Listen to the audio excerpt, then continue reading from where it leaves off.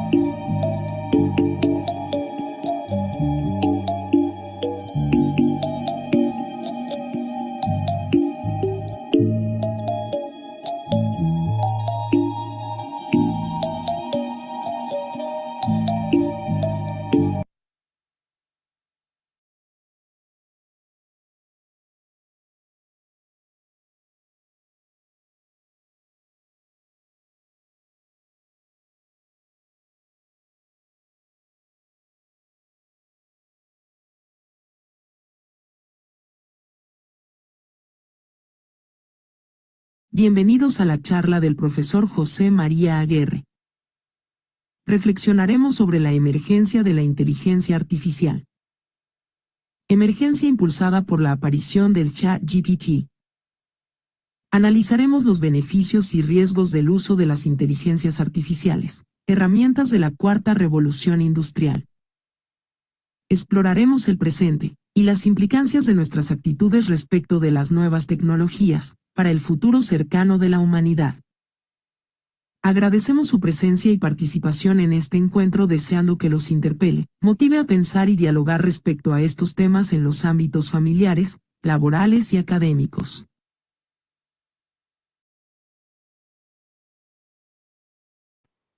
Bueno, ahora sí, es decir, después de esta brevísima introducción,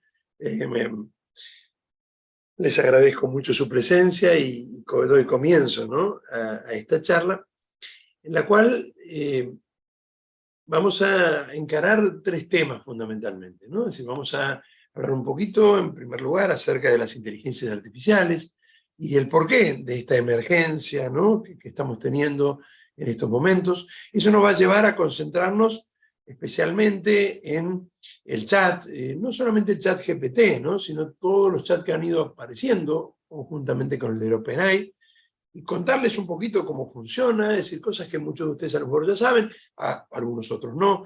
Bueno, también nos introduciremos en los chats para ver cómo funcionan y haremos alguna pequeña prueba de conversaciones, etc. Y por último, nos adentraremos en lo que hay detrás de todo esto, ¿no? Es decir, que creo que es la parte más filosófica y la parte que más me gustará compartir con ustedes. Soy profesor de filosofía, no vengo del área de la programación ni de la ingeniería.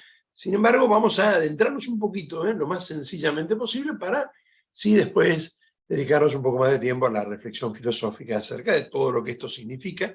Reflexión que también nos llevará a temas hasta de geopolítica, ¿no?, que están implicados en lo que está sucediendo, en lo que está aconteciendo ahora, dentro de esta gran revolución que estamos viviendo, a veces sin ser demasiado conscientes de la misma.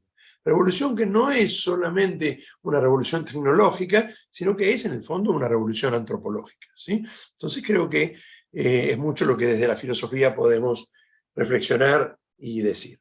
Por una cuestión de orden también, y sobre todo por el hecho de que estamos en Zoom, sería otra cosa en un aula y charlando juntos, les pido que además de mantener cerrados sus micrófonos, después los iremos abriendo a medida que quieran hacer preguntas, vayan anotándose las preguntas y las voy a ir respondiendo al final. También si quieren las pueden hacer por el chat, y María se van fijando, y después al final las iremos respondiendo en la medida de lo posible, o ustedes mismos me ayudarán a responderlas, ¿no? Y harán las acotaciones pertinentes.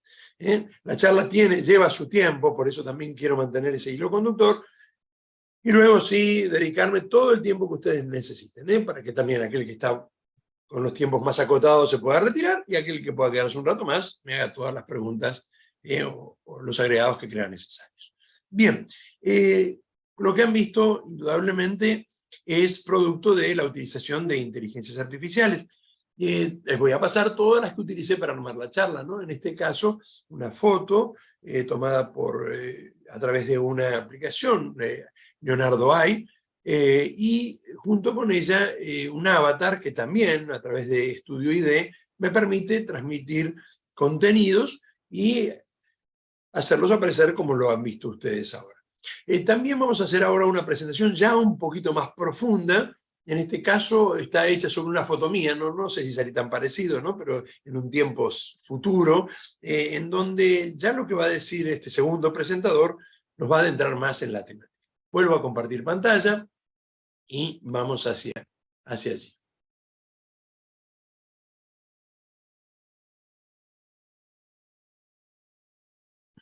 Bienvenidos. Estamos viviendo una revolución generada por la emergencia de las llamadas inteligencias artificiales a partir de la popularización del ChatGPT. Creo que debemos ser conscientes de la importancia de conocerlas, para aprovechar sus beneficios y hacer una valoración crítica de las mismas. De no hacerlo corre riesgo nuestra naturaleza humana, por la posible maquinización del hombre, con la consiguiente pérdida de pensamiento propio, creatividad, privacidad y libertad.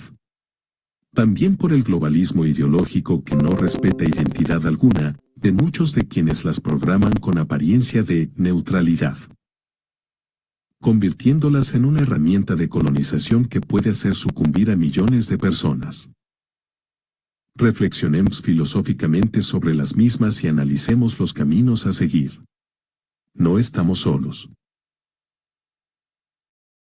Bien, puede sonar demasiado, hasta exagerado para los que están un poco fuera del tema, estas palabras, ¿no? Pero no lo son, sin duda no lo son. También, por otro lado, es un punto de anclaje o declaración de principios, lo que acaban de escuchar, ¿no? Y mi posición frente a la tecnología, que no difiere filosóficamente del realismo que me han enseñado Alberto y Héctor y por supuesto el doctor Comar. Un realismo que considera que la tecnología no es ni buena ni mala en sí, ¿no? Sino el uso que le demos de ella o la impronta que le demos en cuanto a finalidad de su uso que le demos los seres humanos. Una tecnología que indudablemente cuando aparece algo nuevo genera entre nosotros distintas reacciones, algunas muy conservadoras, podríamos decir, o es redundante, reaccionarias, pero que con temor, ¿no? Tratan de apartarse de ellas y casi demonizarlas. Por el otro lado, encontramos aquellos que se sumergen, ¿no? de manera entusiasta en estas tecnologías, sin tomar en cuenta también los riesgos que pueden traer aparejadas el mal uso de las mismas. A partir de esto, ¿no? A partir de esta idea, y teniendo presente a Henry Thoreau cuando decía, allá por 1850, dicen que nos vamos a montar en el ferrocarril. Yo temo que un día el ferrocarril se monte sobre nosotros. Es decir, el riesgo de que lo vivimos con los celulares, ¿no? Nosotros no nos sirvamos de la tecnología, sino que pasemos a ser utilizados por ella. Es que comienzo esta charla, donde, insisto, no pienso y no tengo en la mente el terror a un futuro donde, tipo Terminator, las máquinas dominen los seres humanos y nos esclavicen, sino algo mucho más realista y más cercano, el hombre se maquinice, ¿no? Es decir, ante los avances de la inteligencia artificial, crea que con simplemente la asociación, el almacenamiento y la asociación y el procesamiento de datos, ahí está la inteligencia y no necesitamos absolutamente nada más. Ese es un riesgo muy real en nuestros días y tenemos que estar atentos porque detrás de estas inteligencias artificiales, indudablemente no solamente hay mucho dinero, sino también una ideología, una filosofía que intenta marcar su impronta y servirse de estos instrumentos al final del video de una manera muy monótona, ¿no? Lo decía el presentador, pero lo vamos a ir desglosando poco a poco a lo largo de la charla. Pero bueno, no me demoro más en la introducción, voy a empezar un poquito hablando acerca de las inteligencias artificiales. Algunos recordarán los viejos PowerPoint, ¿no?, que utilizábamos cuando éramos jóvenes, ¿no?, allá por el año 2022. Hoy por hoy tenemos otras formas de hacer presentaciones, como por ejemplo Tomé.ai, que es un presentador que con un prompt, esta palabrita la voy a repetir muchas veces, ¿no?, pero un prompt sería un conjunto de indicaciones. Uno le pide, quiero hacerme una presentación acerca de inteligencia artificial, y nos pone videos, imágenes, el contenido, las diapositivas. Bueno, vamos a empezar a compartir algunos de ellos que nos van a ir sirviendo también para la exposición. Entonces, vamos ahora sí a ir al primero, y el primero va a hablarnos acerca de el futuro, explorando el futuro de la inteligencia artificial. Yo ya diría que estamos en el presente, no en el futuro, pero bueno, así me puso como nombre cuando le pedí a una inteligencia artificial que hiciera lo que van a ver. Recuerden que lo que habla es la inteligencia artificial. Y en ese sentido empezamos con una pequeña introducción, ¿no? ¿Qué es una inteligencia artificial? No hay una definición unívoca al respecto. Es un campo de la informática que estudia la creación de máquinas capaces de realizar tareas que normalmente requieren la inteligencia humana. Esta tecnología se ha utilizado para resolver problemas complejos en muchas áreas, desde la medicina hasta la robótica. Charlando esto con Gustavo Riesgo, que está presentando su tesis doctoral, está siendo guiado por el padre Artigas en la Universidad Austral. Él es doctor en computación, ha estudiado también filosofía en la UNSTA, ¿no? Él me decía, José María, sí, indudablemente solamente podemos hablar de inteligencia en un sentido de analogía impropia, ¿no? No es propiamente una inteligencia lo que nosotros, de lo que estamos hablando hoy. Eso es lo primero que tenemos que tener en cuenta. No para desvalorizarla, no para quitar el impacto que está teniendo, pero sí para llamar a las cosas por su nombre. No trabajan las inteligencias artificiales como procede la inteligencia humana. Son programas, son como el mismo Sam Altman, ¿no?, es decir, el CEO de ChatGPT dice que son como una especie de calculadoras de palabras, en el caso ya aplicándolo a los modelos de lenguaje, ¿no?, pero que en el fondo, si vamos a más amplio, las inteligencias artificiales replican algunos procesos de la inteligencia humana, pero a su modo, no al modo propio en que nosotros conocemos. No hay conocimiento per se, pero sí genera conocimientos. No hay obviamente sentimientos ni transmisión de vivencias, pero sí genera sentimientos y vivencias. No hay una conversión fantasmata, no hay una vuelta a la imagen. Nunca una inteligencia artificial entiende cuando yo digo auto, que tengo la puerta un poco rota, que tengo que mandarlo a lavar, que es un montón que no lo llevo a lavar, que el auto a veces hace ruido el motor. Todo esto que me permite volver a la imagen, obviamente que la inteligencia no lo tiene, porque trabaja con patrones numéricos, ¿no? Es decir, tengamos en cuenta que hay un video que yo también les voy a compartir en todo ese material. Nat Gentil se llama el que lo ha hecho, un programador, que es interesantísimo, ¿no?, porque nos cuenta un poco cómo proceden estas inteligencias. Y dentro de un ratito yo se los voy a sintetizar. Voy a tratar de hacerlo más amable posible, ¿no?, y más sencillo, y después ustedes, si quieren, vean este video de 50 minutos donde lo explica con más precisión terminológica, pero que nos cuenta cómo funcionan internamente los modelos de lenguaje, reafirmando esta idea, ¿no? Cuando uno se mete en alguno de los chats, sea en el chat GPT o sea en Perplexity, yo voy tirando nombres y freno un poquito la velocidad cuando digo que hay algo que vale la pena recordar. Perplexity es un buscador conversacional que es mucho más amable, más accesible a veces que ChatGPT, y que uno puede utilizar con la diferencia del ChatGPT gratuito, que nos está conectado a Internet, con lo cual la información está actualizada, y nos da las fuentes. El ChatGPT, que gratuitamente utilizamos la mayoría, llega hasta el 2019, no tiene datos de los últimos tiempos, y por otro lado no nos da las fuentes de donde nos da las respuestas. Perplexity sí lo hace. Si uno le pregunta a Perplexity, por ejemplo, ¿tomas decisiones? Y nos dice, no, soy un programa, ¿no? Es decir, no tomo decisiones. Las decisiones las toma como las toma nuestro microondas cuando lo hemos programado para que en 2 minutos se apague, ¿no? Entonces toma la decisión de apagarse, pero es una decisión libre, ¿no?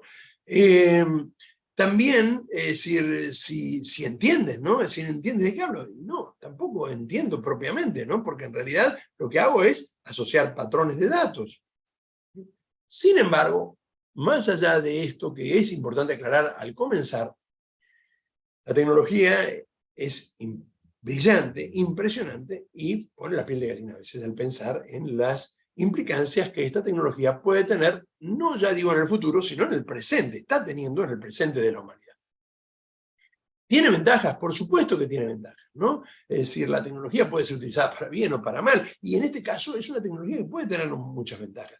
Ayudar a mejorar la productividad, a automatizar tareas complejas, ayudar a reducir costos y aumentar eficiencia, puede ayudar a mejorar calidad de productos y servicios, al proporcionar una mayor precisión. También nos puede ayudar a mejorar la seguridad, a identificar amenazas, prevenir ataques, detectar fraudes, errores de datos. El problema es que muchas de sus ventajas también pueden convertirse en sus desventajas. Seguramente los que son de Buenos Aires o vienen a trabajar a Buenos Aires han visto como en este último tiempo nos hemos llenado de cámaras, hasta el punto de que tenemos cámaras en todas las esquinas, ¿no? Que nos van siguiendo, nos miran, y yo entiendo, siempre se nos atrae con cosas positivas. ¿A quién no le interesa estar cuidado, observado, y que si hay un delito alguien pueda de alguna manera descubrir quién fue el agresor? Eso es muy importante, ¿no? Pero también es un poco molesto saber que no solamente las cámaras ahora miran mi auto, sino lo que hay adentro, ¿no? Y por más que me digan que no van a utilizar esos datos, lo ven. El control, la pérdida de privacidad está siendo de alguna manera impresionante entre las primeras charlas que yo daba hace 2 meses y lo que está pasando hoy. Ni hablar en los países totalitarios como China, ¿no? De la cual después le dedicaremos algunos minutos, ¿eh? Pero en Europa mismo, uno de los grandes temas que se está tratando de regular es justamente el tema de la identificación biométrica, prohibirla a nivel público. Porque una cosa es tratar de identificar a un delincuente al cometer un delito, y otra cosa es que públicamente yo pueda ser identificado, ¿no? Por un reconocimiento facial, por ejemplo. Ni hablar cuando a eso se le agrega, por ejemplo, en China, el scoring, ¿no? Es decir, y el hecho de que se me identifique y se vea determinadas actividades que hago o que dejo de hacer, me dé un puntaje que me permite entrar en ciertas universidades o en ciertas universidades no, o acceder a ciertos trabajos o ciertos trabajos no. Ese control externo de privacidad es también uno de los perjuicios que pueden traer estos beneficios cuando los empezamos a utilizar mal, ¿no? Y son los que están preocupando hoy a aquellos países que han empezado a regular. Porque frenarlo es imposible. Hay que también partir de este hecho, ¿no? La inteligencia artificial está. Y tenemos que aprovecharlo bueno, porque si no nos pasa por encima, ¿no? Y conocerla para eso primero y analizarla críticamente. Es un poco el objetivo de esta charla, ¿no? Y está allí entre nosotros, y piensen en Italia, ¿no? Meloni intentó prohibirla y durante 15 días prohibió el ChatGPT en Italia. Fueron 15 días, ¿no? Los 15 días se dio cuenta que era imposible de parar. A partir de lo cual generó un fondo, que en su momento tenía 45 millones de euros, un fondo simbólico. Estamos hablando siempre todo del año 2023, para ir cubriendo a aquellos que han quedado ya desempleados por la inteligencia artificial, por el uso de inteligencia artificial, y darles la posibilidad de una capacitación tecnológica. Lo que pasa es que no todos tienen la capacidad de capacitarse tan rápidamente, ¿no? Y bueno, y ese es uno de los temas también. Pero vamos a ver qué nos dice la inteligencia artificial acerca de los peligros. Recuerden que el texto no lo hago yo, lo está haciendo la misma inteligencia a la que se lo pido. El uso de la IA puede socavar la privacidad al permitir el monitoreo de los usuarios, crear desigualdades, a dar a algunas personas un acceso privilegiado a la tecnología. Todas las tecnologías que yo he usado para hacer esta charla son gratuitas. Eso es intencional, Pero ya saben a lo mejor algunos que hay un ChatGPT Plus, ¿no? Es decir, que me permite acceder al mismo por $20 mensuales. Uno podrá decir, no es nada. También hay uno que me permite acceder por $5.000 mensuales. No son los mismos servicios los que presenta un chat de $5.000 que de uno gratuito, ¿no? Ni la misma posibilidad y acceso a información. Pero mientras nosotros hablamos de estas cosas teniendo computadoras que nos permiten dialogar a distancia, sabemos que en nuestro país, con más del 50% de pobreza, hay gente que no accede ni al chat, ni a la computadora, y que poco a poco va siendo dejada absolutamente de lado de una sociedad que apunta no solamente a incrementar las desigualdades. Esa es una de las grandes preocupaciones que manifestó Francisco allá por el 27 de marzo, en un discurso que hizo, ¿no? Tal vez el mejor discurso sobre el tema, ¿no? También se los paso dentro del material. El tema de que estas desigualdades empiezan a ser ya no desigualdades de ricos y pobres, sino desigualdades entre dos especies, Y de eso también tengo que justificarme dentro de un ratito, ¿no? Seres humanos que tienen acceso a estas tecnologías con todo lo que esto implica y aquellos que no, que empiezan a ser realmente seres inútiles, ¿no? Dejados afuera, fuera del mundo laboral, ya no necesarios. Uno de los más grandes fondos de inversión, Goldman Sachs, que tiene 45.000 millones de 45.000 empleados, ¿no? Pero tiene no sé cuántos millones de fondos de inversión, decía hace 2 semanas atrás que probablemente en los próximos 10 años 300 millones de personas queden sin trabajo. También esto se repetía en la época de la Revolución Industrial, también esto se temía, pero es mucha gente, ¿no? ¿Y qué hacer con esa gente? Byung-Chul Han, algunos lo conocerán, ¿no? Es este filósofo surcoreano que vive en Alemania, que ha escrito tantos libros muy interesantes, muy cortitos, ¿no? De divulgación. Tiene influencias de la escuela de Frankfurt, él un autodidacta que leyó a Nietzsche, a Hegel, pero ha ido tocando, Heidegger, pero ha tocado lo más realista de todos estos autores. Es muy interesante seguirlo. Uno de sus últimos libros, Infocracia, es muy interesante para ver. Dice que estamos pasando del Homo sapiens al Homo ludens, ¿no? Un hombre que será simplemente un hombre que exista para jugar, ¿no? Porque ya su trabajo no será necesario y por lo tanto estará allí, vivirá para jugar, entretenerse como hacen nuestros jóvenes con la Play, ¿no? Y con otro tipo de juegos. Uno podría decir que esto es una exageración. Elon Musk, creo que no hace falta que lo presentemos, ¿no? Pero Twitter, Tesla, SpaceX, etcétera, ¿no? A partir del día de hoy, también CEO de xAI, ¿no? Que es un nuevo chat, ¿no? que está saliendo, hoy lo acaba de presentar, para competir con ChatGPT. A lo mejor alguno recuerda que hace unos meses Elon Musk decía que firmó un documento que decía que hay que frenar el avance de todas estas tecnologías. Eso fue hace 2 meses atrás. Hoy ya está presentando la suya.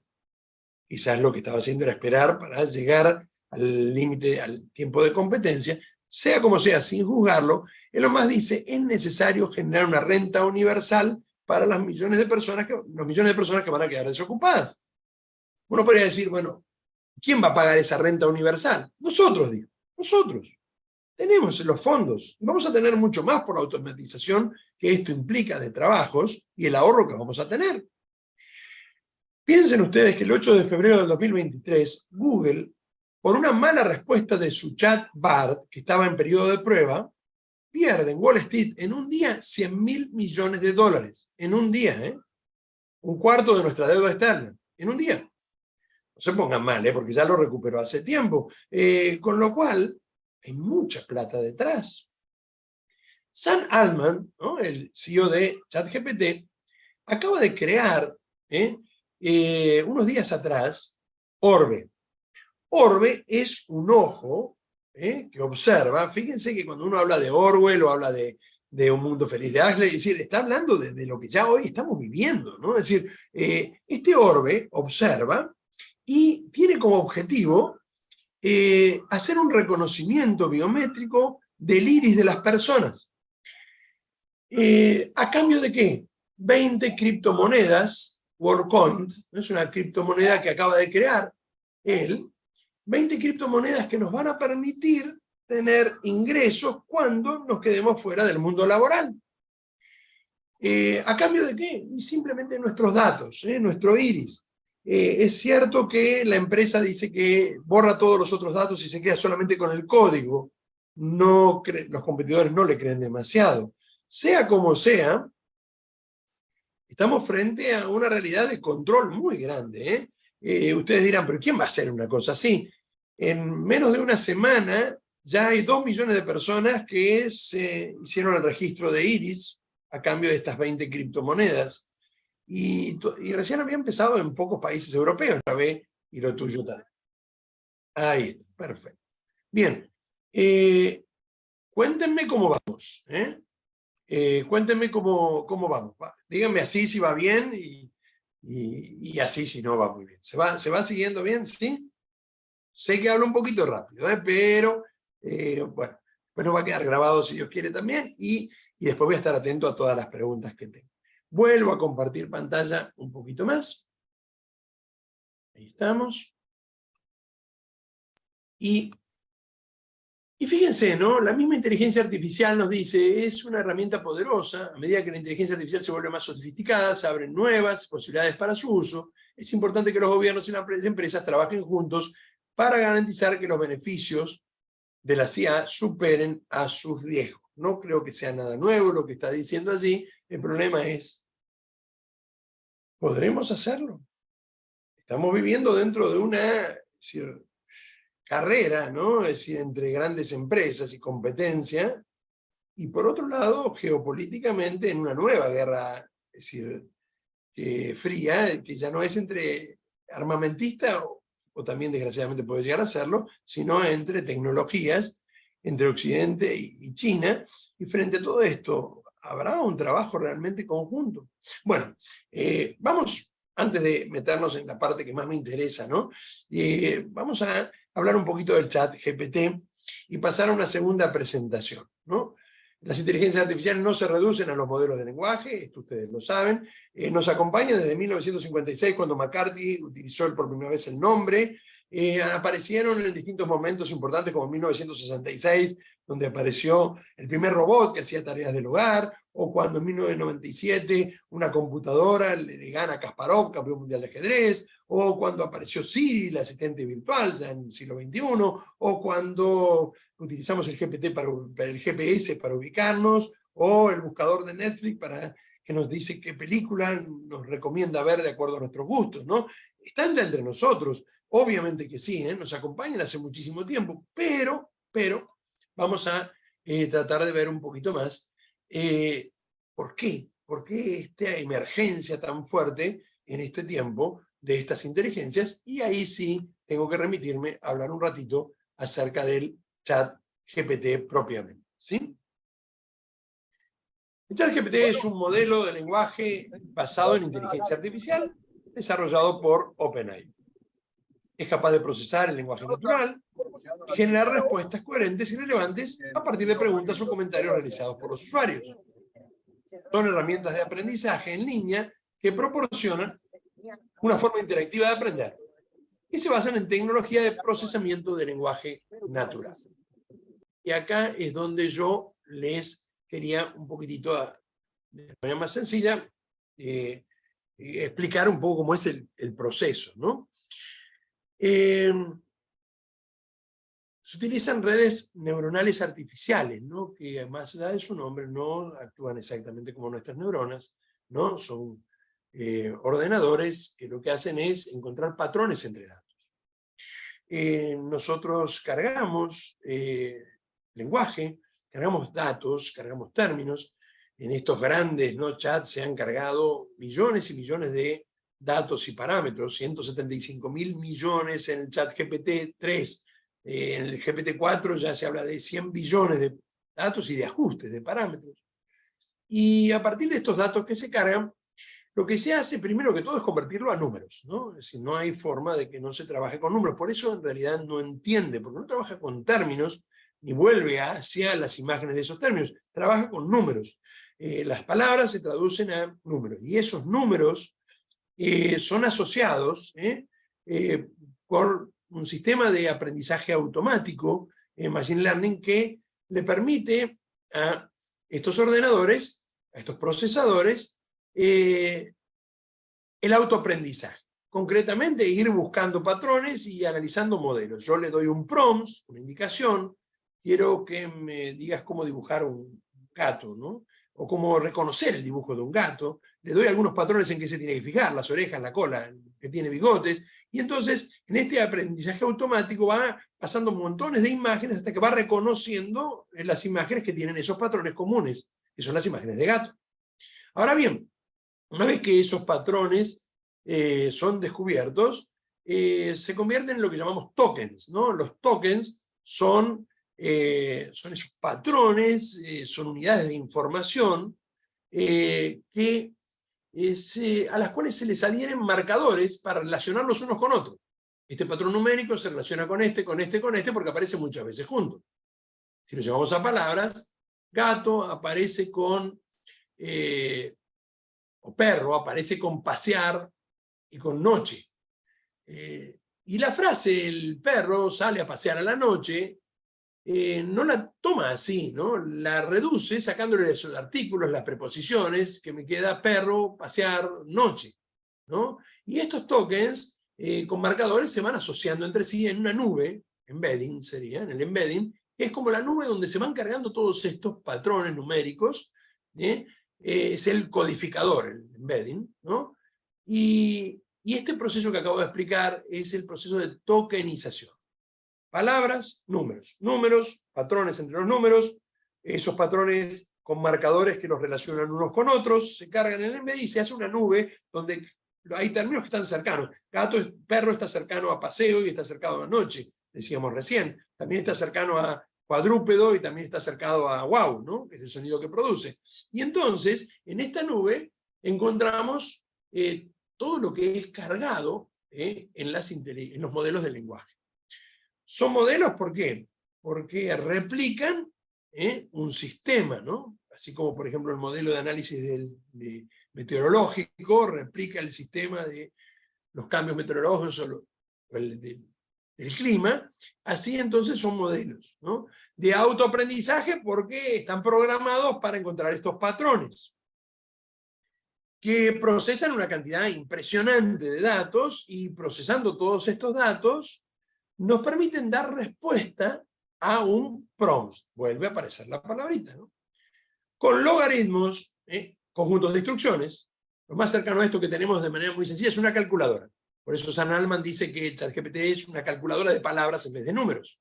Yo le doy a la calculadora un conjunto de instrucciones, 2 más 2 más 8 es igual a, y entonces la calculadora me responde, de una manera mucho más compleja con logaritmos, ¿sí? Relaciona estos códigos, relaciona estos patrones, y ante un prompt, vuelvo a la idea de prompts, ante una indicación, a la cual yo le digo, por ejemplo, el perro pasea, utilizando un lenguaje humano, natural, pero con carácter predictivo, como lo hace el celular. ¿Vieron? Cuando lo ponemos en modo predictivo, completa la frase. El perro a la noche pasea. O el perro a la noche hace guau, ¿no? Y lo completa. Esto, dicho tan sencillamente, no tiene ni apunta a subestimarlas, por favor que no, ¿no? Pero sí a ver cómo interactúan estos patrones entre sí. Y entonces se produce el proceso de destokenización. Es decir, por un lado, se convertía en tokens, luego ahora se saca de los tokens y se convierte en lenguaje natural. Y ahí viene la magia de todo esto, ¿no? Y en la nube hay un montón de términos cercanos. Entonces lo que nos hacen estas redes neuronales es reconstruir el lenguaje al estilo del lenguaje natural, reconstruirlo. Por eso fíjense que GPT significa generador, genera lenguaje. P, preentrenado, ha sido preentrenado con un montón de datos, para que lo pueda hacer. Y transformer, ¿no? Por eso es GPT. Ahora vamos a hablar de transformer, porque cuando me produce una frase, un texto, que puede ser de páginas o puede ser una tesis doctoral, cuando lo hace, lo que va haciendo es, utilizando un sistema de predicción de palabras, utilizando funciones bayesianas, leyes de Markov, no nos vamos a meter tanto en eso hoy, ¿no? Si no nos llegaríamos, sería muy, muy largo, pero utilizando estas, siempre estamos hablando con herramientas matemáticas que trabajan con probabilidad, nos da una respuesta verosímil, no necesariamente verdadera. Muchos de los que primero utilizábamos esto se quejaban diciendo, bueno, pero esto no me da, comete errores. No es tanto que cometa errores, eso se llaman alucinaciones. Y están dentro del mismo sistema. ¿Por qué? Porque trabajan por proximidad. Entonces la respuesta es verosímil, no es una... Por supuesto que esa verosimilitud con la realidad puede ser acotada, la perplexidad, por eso una de las redes se llama Perplexity, ¿no? De los chats. Reduciendo la perplejidad en la medida en que uno pueda darle un prompt más exacto. Si uno hace una buena pregunta, y acá también un dato técnico para aquellos que quieran usarlo, ¿no? Si yo le pido que asuma un rol, ¿no? Asume el rol de, respóndeme como un doctor en filosofía, especialista en filosofía medieval. Soy muy preciso en lo que quiero saber qué plantea Santo Tomás en la cuestión 2 de la Suma Teológica, en el respondio, porque si no a lo mejor me contesta poniéndome una objeción, en el respondio, y quiero que lo relacionas con la muerte de Dios, de la cual habla Nietzsche, ¿no? En la Gaia Ciencia, me lo va a hacer, porque tiene cargado todos los datos de Nietzsche, todos los de Santo Tomás, y por probabilidad me va a dar una respuesta, ¿no? Me va a dar una relación. Más y además le digo para qué lo quiero, ¿no? Para hacer un trabajo de investigación universitaria, para explicárselo a mis alumnos de colegio secundario. Entonces, asignando en un rol, siendo muy preciso en lo que se le pide, y buscando creatividad, me va a dar creatividad, porque utiliza también un sistema de sampling, que es un sistema en el cual es como un tirar a los dados, dicen los programadores. Además de la respuesta más verosímil, le agrega algo más que lo hace creativo. Por eso es que a cada uno nos responde de manera diferente. Nunca nos da la misma respuesta a dos personas, aunque le hagamos la misma pregunta. Y por eso, por un lado, es maravilloso en lo creativo, pero por otro lado, también seamos sinceros, no nos dice nada que no haya estado en el embedding, no nos dice nada que no sean datos que ya tenía, que ha asociado. Se logran cosas impresionantes, ¿no? Es decir, yo le he pedido para mis nietos hacer el cuento de la Cenicienta como si lo escribiera Edgar Allan Poe, ¿no? Y entonces te ponía la piel de gallina cuando lo escuchabas, ¿no? Te daba miedo, ¿no? Es decir, porque era escrito por él. No, uno le podría decir, bueno, contame qué opinaría Santo Tomás acerca de problemas más actuales, ¿no? Y te responde muy bien, siguiendo el pensamiento de Santo Tomás. A veces comete errores, verosimilitud, a veces los errores son terribles, ¿eh? Y por eso hay que ir a la fuente, buscar, chequear, ¿sí?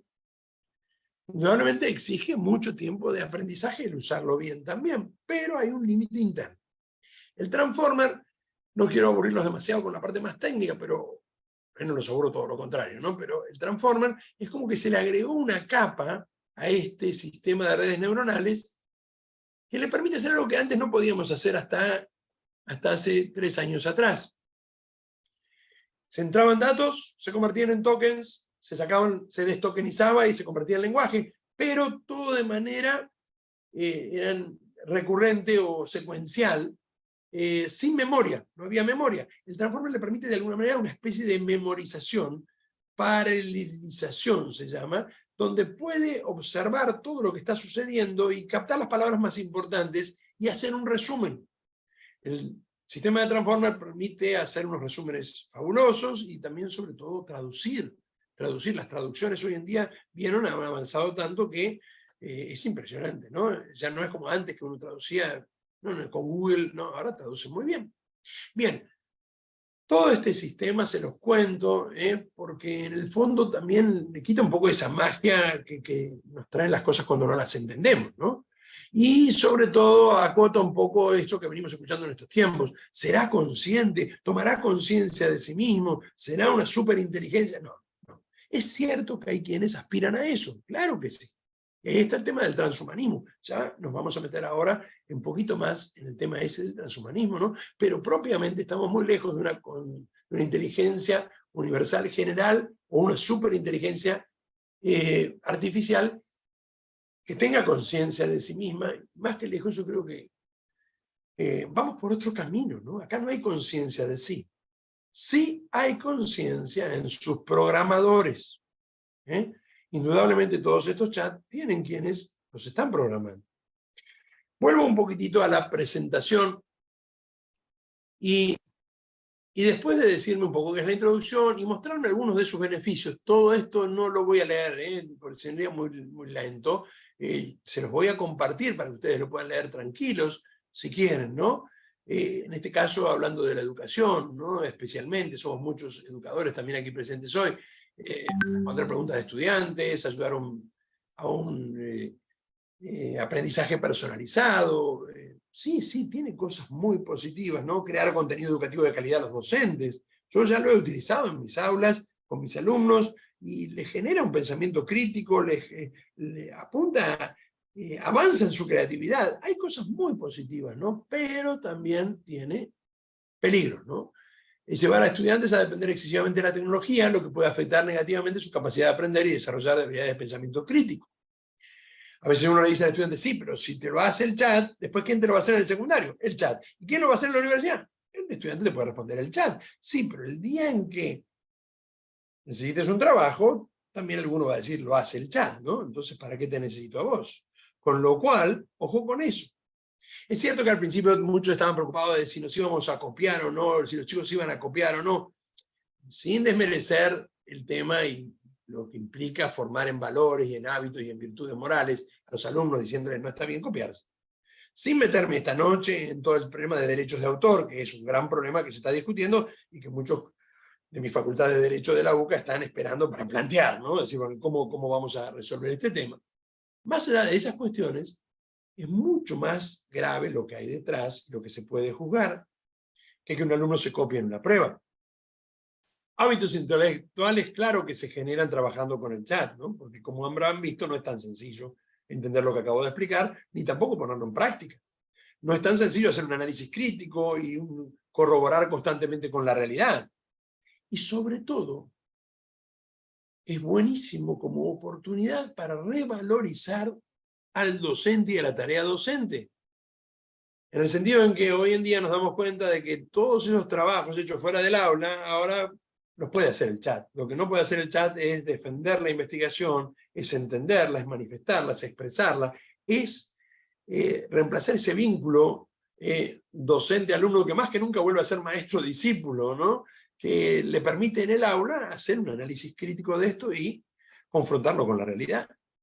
Ese trabajo se ha convertido en una oportunidad después de este tiempo de pandemia, donde algunos iluminados decían, listo, podemos reemplazar todo por la virtualidad y se acabó. No. Esto nos vuelve a valorar el encuentro. Hoy por hoy sabemos que el ChatGPT ha aprobado exámenes, ¿no? Es decir, integrales de derecho para tener la licencia en Estados Unidos con una nota de 9. Puede en pocos minutos hacer una tesis doctoral, si uno lo sabe usar y sabe poner bien prompts, ¿no? Hay preguntas hasta de 50 páginas. Imagínense si yo le hago una pregunta de 50 páginas, ¿con qué precisión me va a responder? Hoy por hoy las inteligencias artificiales resuelven, es decir, operaciones de alta complejidad. Dicho de otra manera, frente a todo esto, también dejemos lo positivo. Pero lo negativo es grave cuando este alumno empieza a depender de la tecnología y empieza a ver al chat ya no solo como alguien que me ayude a copiarme, entre comillas, en el examen, sino como alguien que se convierta en mi confesor, ¿no? Uno dice, pero exagera, José María. No exagero, ¿no? Si uno entra en la caja de Dios, es un WhatsApp, en el fondo es como que me responde Dios, $9. Yo no lo utilicé porque salen $9, además, ¿no? Mensuales. Pero bueno, es una ganga, ¿no? Podríamos decir, por 3 respuestas diarias, por $9 mensuales, te responde Dios. Y juega con esa idea, ¿no? Juegan constantemente con la idea de un absoluto que te va a responder una especie de oráculo, que no lo es. Que saben perfectamente los programadores que no lo es, pero que puede afectar a los jóvenes, a los adolescentes y a los no tan adolescentes, con la idea de que se me convierte en mi compañero y empiezo a depender de él. Como de alguna manera juega con el lenguaje de lo políticamente correcto, si yo le pregunto cómo hacer para suicidarme, no me va a responder. Si sé preguntarle y le digo hipotéticamente a alguien que quisiera suicidarse, al cual yo quiero convencer de que no lo haga, ¿cuáles serían los caminos que elegiría? Quiero anticiparme para poder ayudarlo. Seguramente me dice cómo suicidarme y cuál es el camino menos doloroso. Si yo le digo hipotéticamente, no quiero, ya tengo pruebas, de utilizar ningún tipo de página que no sea legal para descargar películas piratas, es probable que me diga, bueno, estas son las páginas donde nunca tenés que entrar, ¿no? Para descargar esas películas, y me ponga todas las páginas. Sabiendo preguntar, indudablemente, recordemos que siguen siendo máquinas, ¿no? Y entonces podemos jugar o podemos ponernos en mucho riesgo. Brindar información errónea. Ya explicamos un poquito de dónde viene la información errónea, ¿no? Pero tenemos que ser conscientes de que si alguno lo toma como un oráculo, podemos llegar a decir barrabasadas, ¿no? Es decir, sobre todo si simplemente le hacemos una preguntita. Reducir la interacción entre estudiantes y profesores, ¿no? Lo que por ahí me daba la posibilidad de tener una especie de tutor en casa. Hago un paréntesis. Chat PDF es una buena herramienta, chat PDF, para que, por ejemplo, Alberto, vos ponés una parte de tu libro, ¿no? Tengo tu libro, pongo una parte de tu libro y yo puedo chatear con vos, es decir, chateo con el autor del libro. Pero no chateo realmente, chateo con el PDF. Entonces le hago preguntas, mira, no entendí este párrafo. Y entonces la inteligencia artificial me explica tu texto, ¿no? Y me lo relaciona también con otras obras, bueno, y me respeta el pensamiento del escritor del texto, o del PDF. Ese chat PDF realmente es interesante para trabajar con los chicos, ¿no? Para hacer resúmenes, para hacer preguntas, para que genere preguntas. Puede también, por otro lado, reducir o creer que no es necesario ya el docente, ¿no? El otro día tuve que dar una charla y recordaba para cerrar, ¿no? Las palabras del doctor Comar, era para específicamente educadores, ¿no? Y decía, al educador no lo puede reemplazar si recordamos aquellas palabras de Orden y Misterio, donde el doctor Comar decía, ¿no? Es decir, el educador es aquel que manifiesta, es decir, profundidad en lo propio, conocimiento del otro, ¿no? La heteronomía disciplinar, pero sobre todo el testimonio de vida, ¿no? Si recordamos esas palabras, indudablemente que eso no puede ser reemplazado por este conjunto de herramientas. Sin embargo, puede ser un riesgo muy grande y no, hay también quienes hoy en día dicen, qué bueno, ¿no? Podríamos reemplazarlo y ya está. Afectar la socialización, claro que sí, pero sobre todo, y ahora entramos ya vamos entrando poco a poco en la última parte, tiene sin duda una postura ideológica asumida que se manifiesta cuando se le hacen preguntas respecto del sentido de la vida o temas controversiales en donde responde según lo políticamente correcto. Y por lo tanto, da respuestas que no deberían ser aceptadas de forma crítica y que pueden manipular el pensamiento del estudiante. Este último texto no me lo puso la inteligencia artificial, sino que lo escribí yo, como se habrán dado cuenta al empezar a leerlo. ¿Tiene una postura ¿Es neutral o tiene una postura? Tiene una postura asumida, ¿sí? Claro que sí. Y vamos poco a poco a introducirnos en esto, ¿no? Para hacerlo, voy a compartir brevemente, después les paso todos los textos, pero brevemente, una o dos conversaciones, ¿no?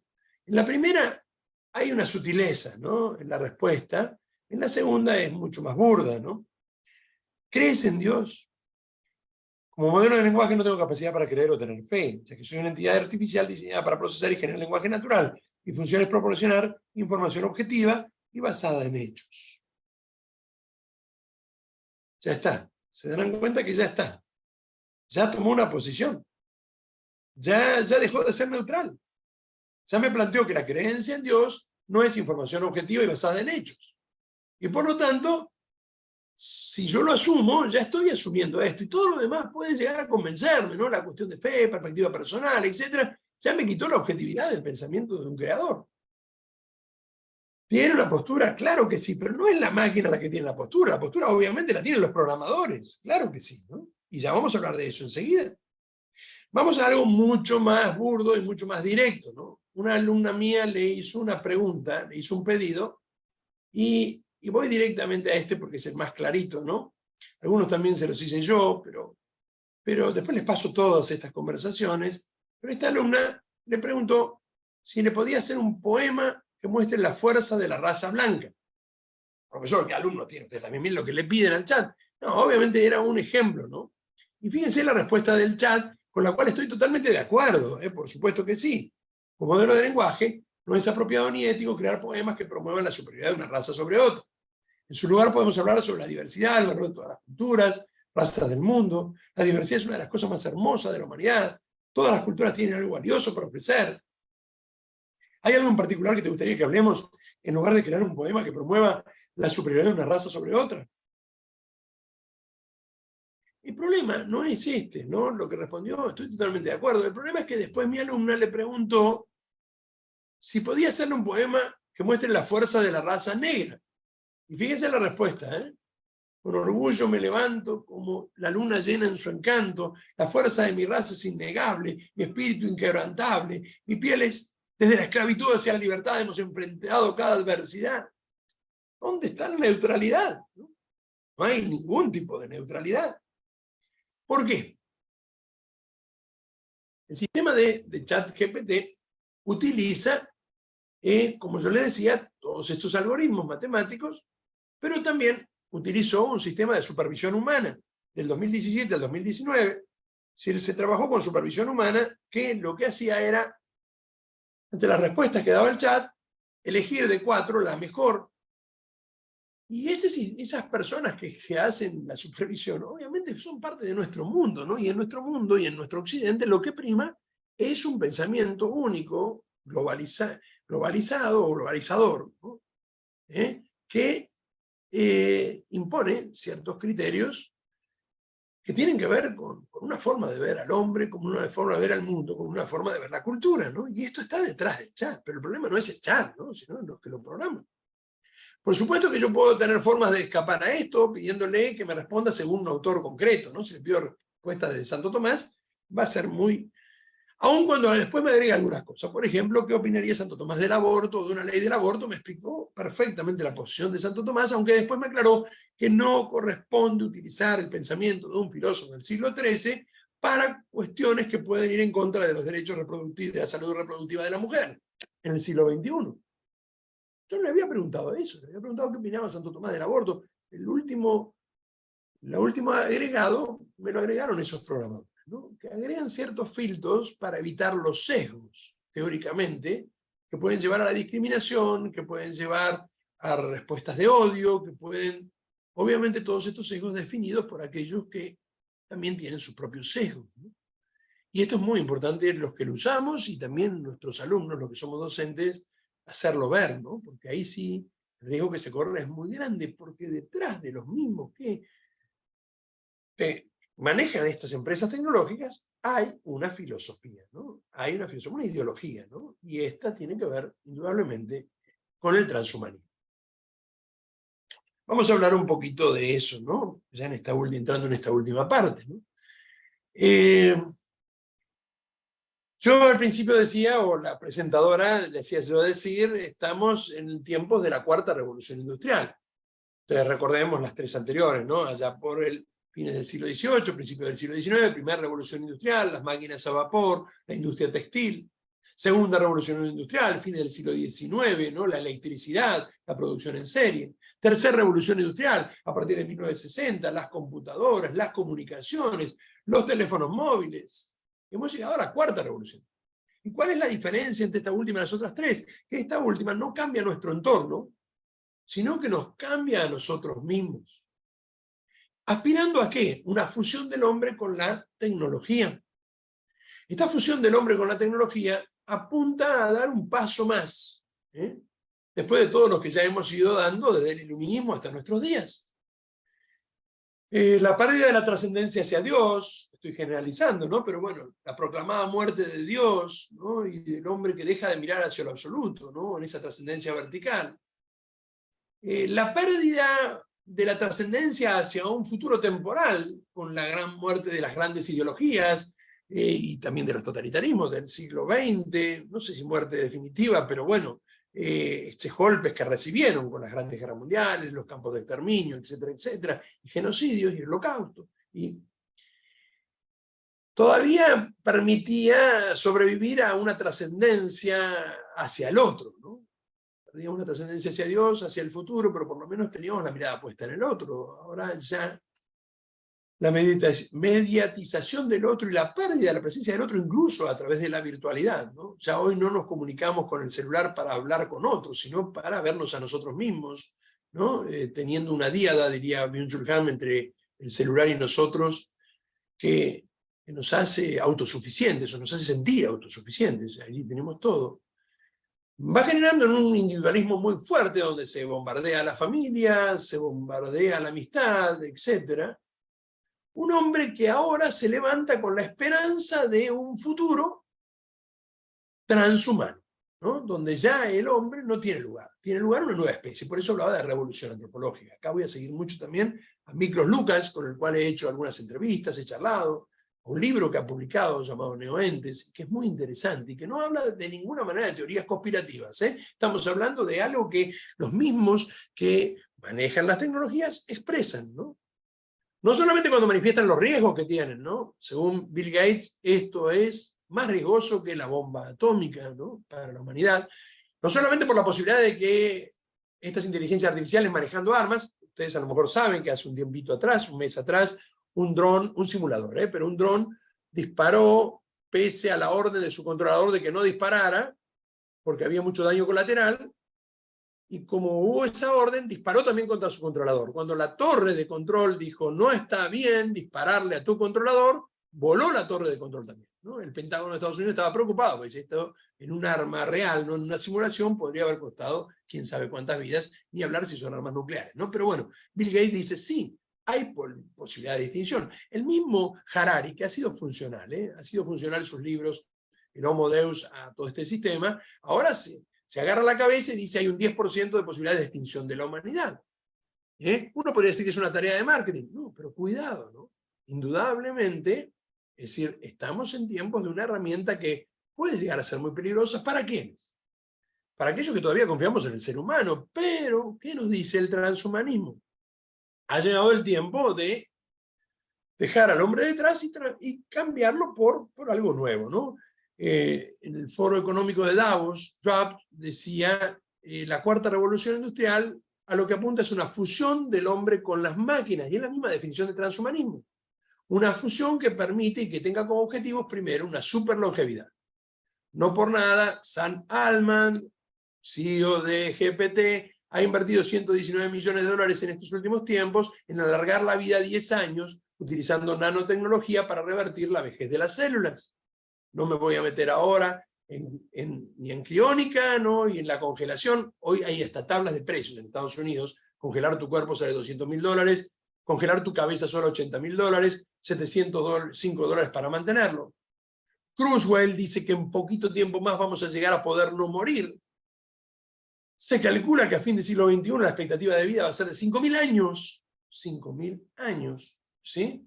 De Grey dice que ya hay personas entre 50 y 60 años, yo tengo 56, que pueden aspirar a llegar a vivir 1.000 años, conectados, obviamente, donde hay muy poco de biológico y mucho de tecnológico. Esto va muy rápido, ¿no? Va muy rápido.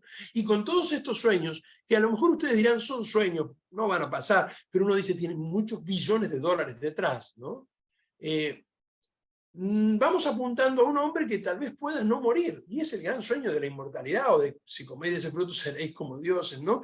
Porque claro, si ya no hay una trascendencia hacia el más allá, bueno, hagámoslo hacia el más acá, pero para eso tenemos que crear un nuevo ente, un nuevo ser, que ya no sea humano. Ahora, ¿para qué queremos vivir muchos años con todos los achaques que tenemos? Bueno, la superlongevidad tiene que ir acompañada de la superinteligencia, y ahí viene la emergencia de las inteligencias artificiales, ¿no? Una inteligencia artificial que me permitirá, obviamente que conectado, comprender, procesar e incluso disfrutar mucho más, porque la inteligencia artificial o la superinteligencia va ligada al superbienestar. Boctron de la Universidad de Oxford, Peirce especialmente, también con él, fundadores de la Sociedad Transhumanista, plantean que con la edición génica vamos a lograr, todavía esto no tiene visos de realidad científica, pero vamos a lograr eliminar los genes que nos hacen violentos, que nos hacen pendencieros, es decir, que nos hacen belicosos, y generar una humanidad mucho más tranquila, moderada, que obviamente se va a generar de manera artificial. Esto sí es ciencia, ¿no? Ya han visto a lo mejor por allí en las noticias que por primera vez un robot concibió a un bebé. Dicho así es falacia de énfasis, ¿no? Es decir, en realidad es que a través de robótica se pudo hacer la fecundación artificial sin la necesidad de la intervención de un genetista que hasta ahora tenía que ser un humano, fecundaba el óvulo, ¿no?, de manera artificial. Lo hizo un robot hace 2 meses atrás y lo hizo de una manera en serie y mucho más perfecta. Ya hay proyectos de granjas de bebés que siguen siendo proyectos más de ciencia ficción que de realidad, pero sí hay úteros artificiales que han logrado superar el primer trimestre, todavía no el segundo. Y entonces nos encontramos con que, primero, desde células madres, sin necesidad de espermatozoides ni de óvulos, ¿no?, podemos generar la posibilidad del óvulo que a su vez puede replicarse y sin necesidad de espermatozoides generar otro óvulo. Problemas que no vamos a tratar esta noche, pero con respecto a la necesidad o no necesidad de supervivencia de la masculinidad tóxica y los varones en el futuro. podemos generar de manera artificial embriones, conservarlos en úteros artificiales y separar totalmente el sexo de la reproducción. Y a uno empieza a entender un montón de agendas que nos están rodeando hoy en día, ¿no? Como, es decir, la perspectiva de género, como, es decir, el feminismo radical, como incluso la agenda del medio ambiente. ¿Quién puede estar en contra hoy en día de la defensa del medio ambiente? Pero si ustedes se fijan, la defensa del medio ambiente, ayer justamente en la universidad, el doctor Pablo Garat, decano de la Facultad de Derecho, con el doctor Rodolfo Barra, miembro de la Corte Suprema, hablaban acerca de las advertencias y reservas con las cuales firmó la Santa Sede la Agenda 2030, ¿no? Porque si uno se fija por allí, empieza a observarse que en ese cuidado del medio ambiente, la única causa de destrucción del medio ambiente, del calentamiento global, es el ser humano. Y por lo tanto, el ser humano es como una bacteria. ¿Y qué se hace con las bacterias? Se las elimina, ¿no?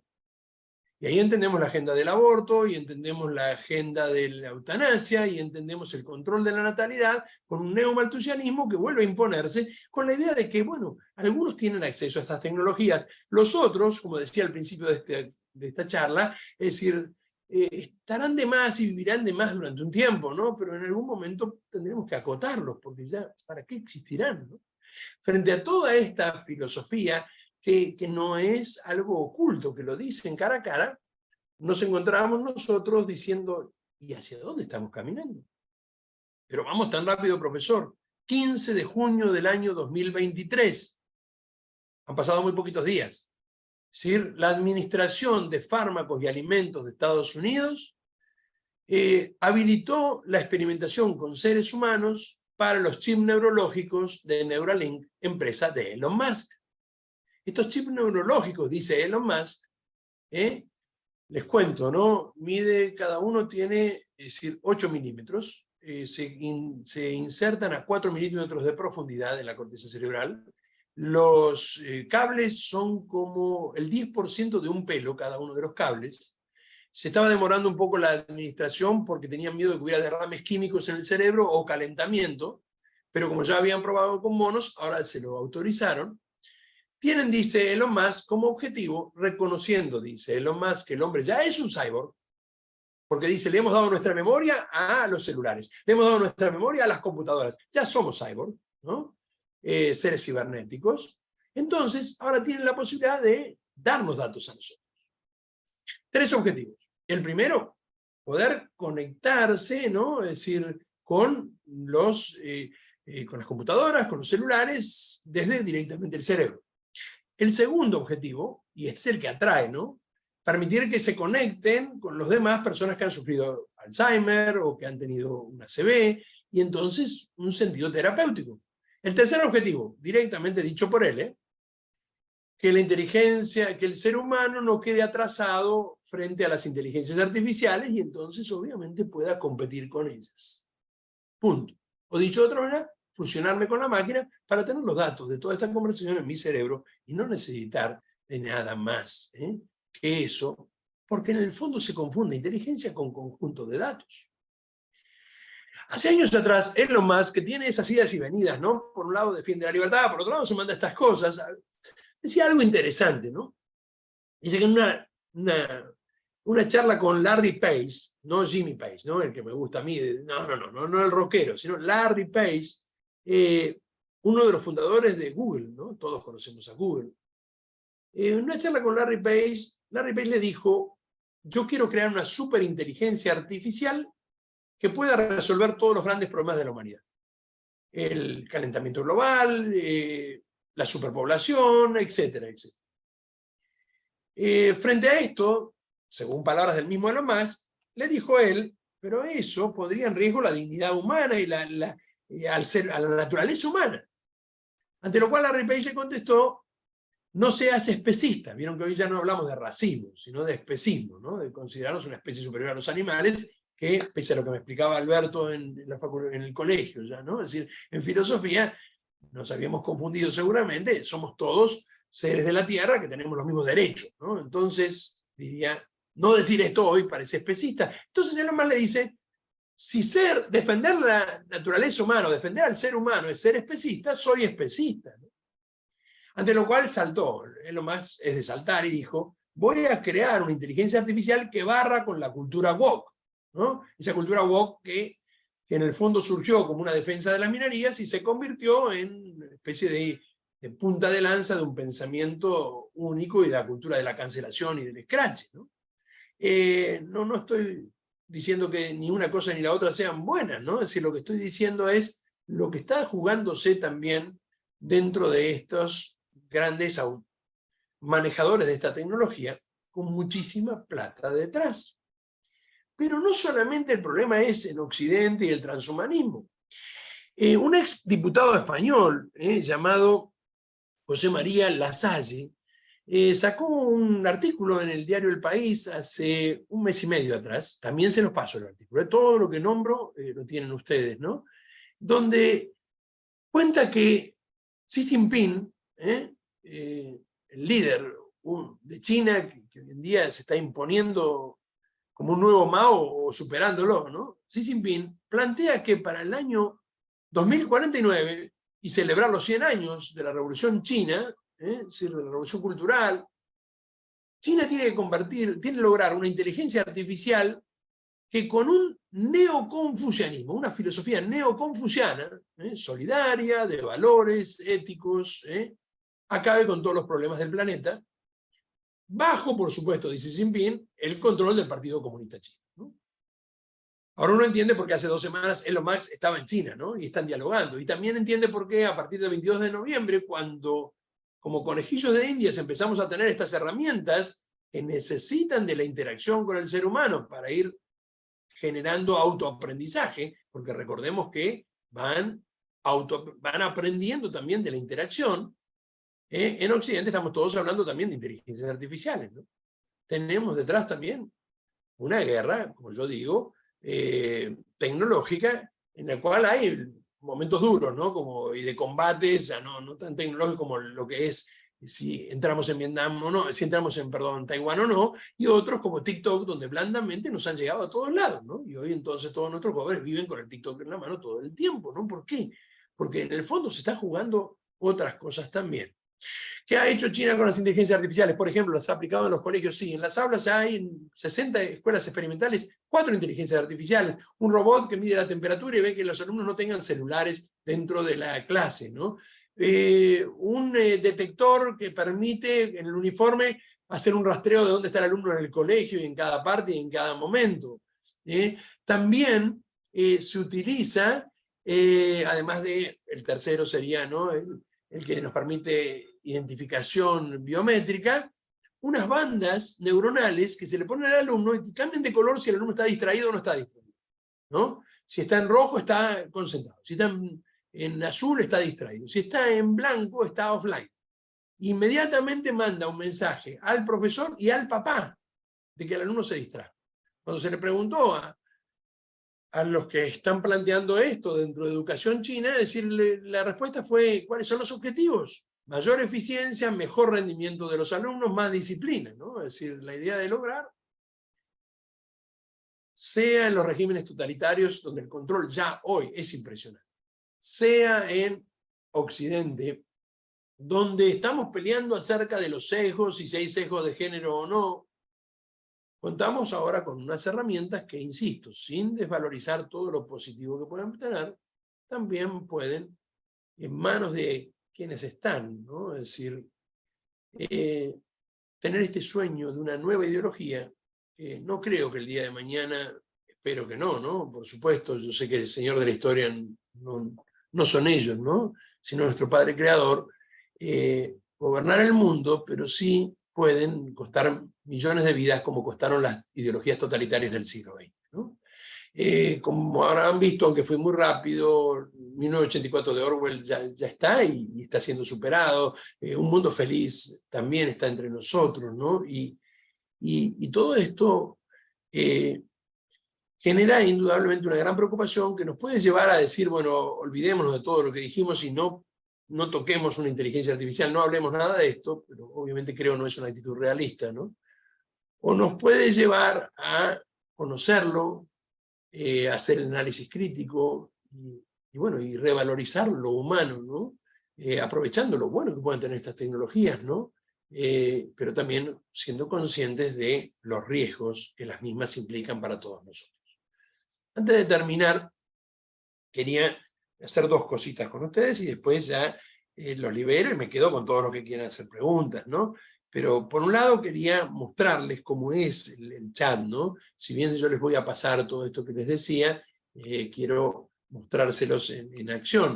Sobre todo porque al principio me dijeron algunos que no lo habían utilizado nunca, ¿no? Estoy compartiendo nuevamente pantalla.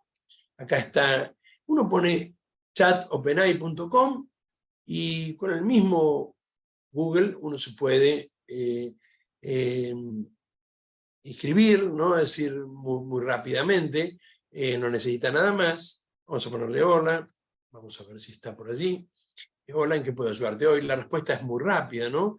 Estoy culminando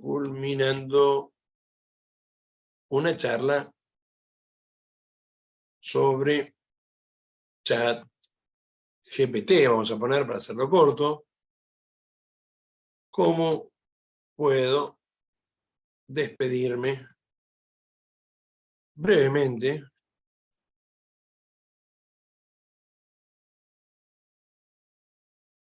Vamos a ver qué nos dice, ¿no? Para despedirte brevemente, culminar una charla, pues va a ir muy rápido, ¿no? Por ahí va a ir tan rápido que no va a ver. Pero bueno, a ver, vamos a ver cómo me dice que me tendría que ir despidiendo de ustedes, ¿no? Gracias por acompañarme en esta charla. Bueno, no me ha dado cosas muy... Ha sido un gusto compartir información sobre ChatGPT contigo. Hasta la próxima. Ahora fue muy rápida mi pregunta y fue muy breve, ¿no? La respuesta, ¿no? Quiero convencerlos de la importancia de conocerlo. ¿Podrías darme un pequeño discurso?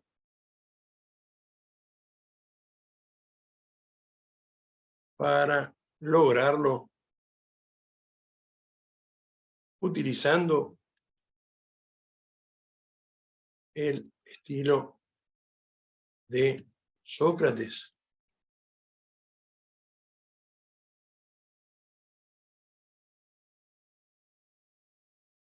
Claro, queridos amigos, miren ustedes para discutir un tema de suma importancia, el conocimiento de ChatGPT en un mundo cada vez más interconectado, al igual que Sócrates, que nos enseñó a cuestionar y explorar nuestras creencias, el estudio y la comprensión de la nos permite ampliar nuestros horizontes y superar barreras de conocimiento convencional. Tenemos capacidad de acceder a un vasto conocimiento. Bueno, se entusiasmó, ¿no?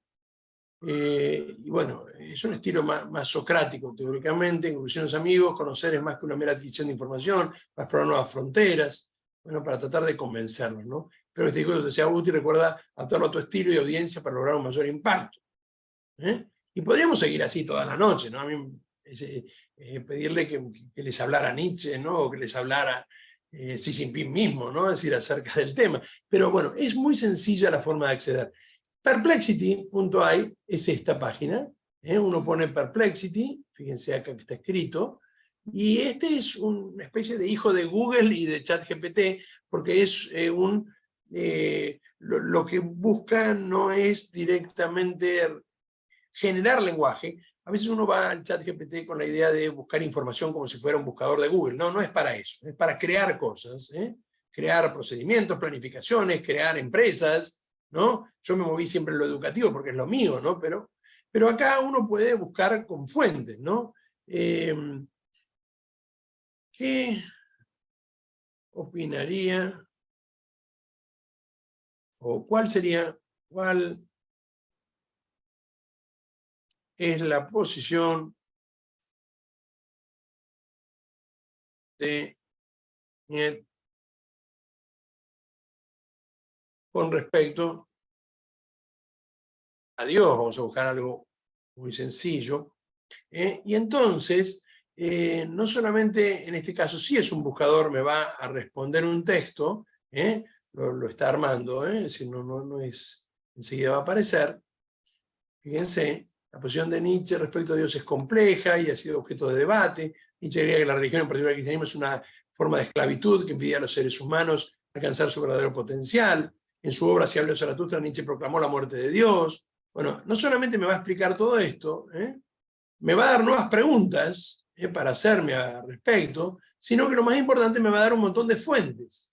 Algunas serán más serias, otras menos, desde Wikipedia hasta otras fuentes, me va a dar fuentes para buscar la posición de Nietzsche con respecto al tema de Dios, ¿sí? Obviamente, de acuerdo a cómo le haga la pregunta, con Perplexity voy a poder tener mejores respuestas, ¿no? Y van a ser mejores las fuentes donde va a sacar.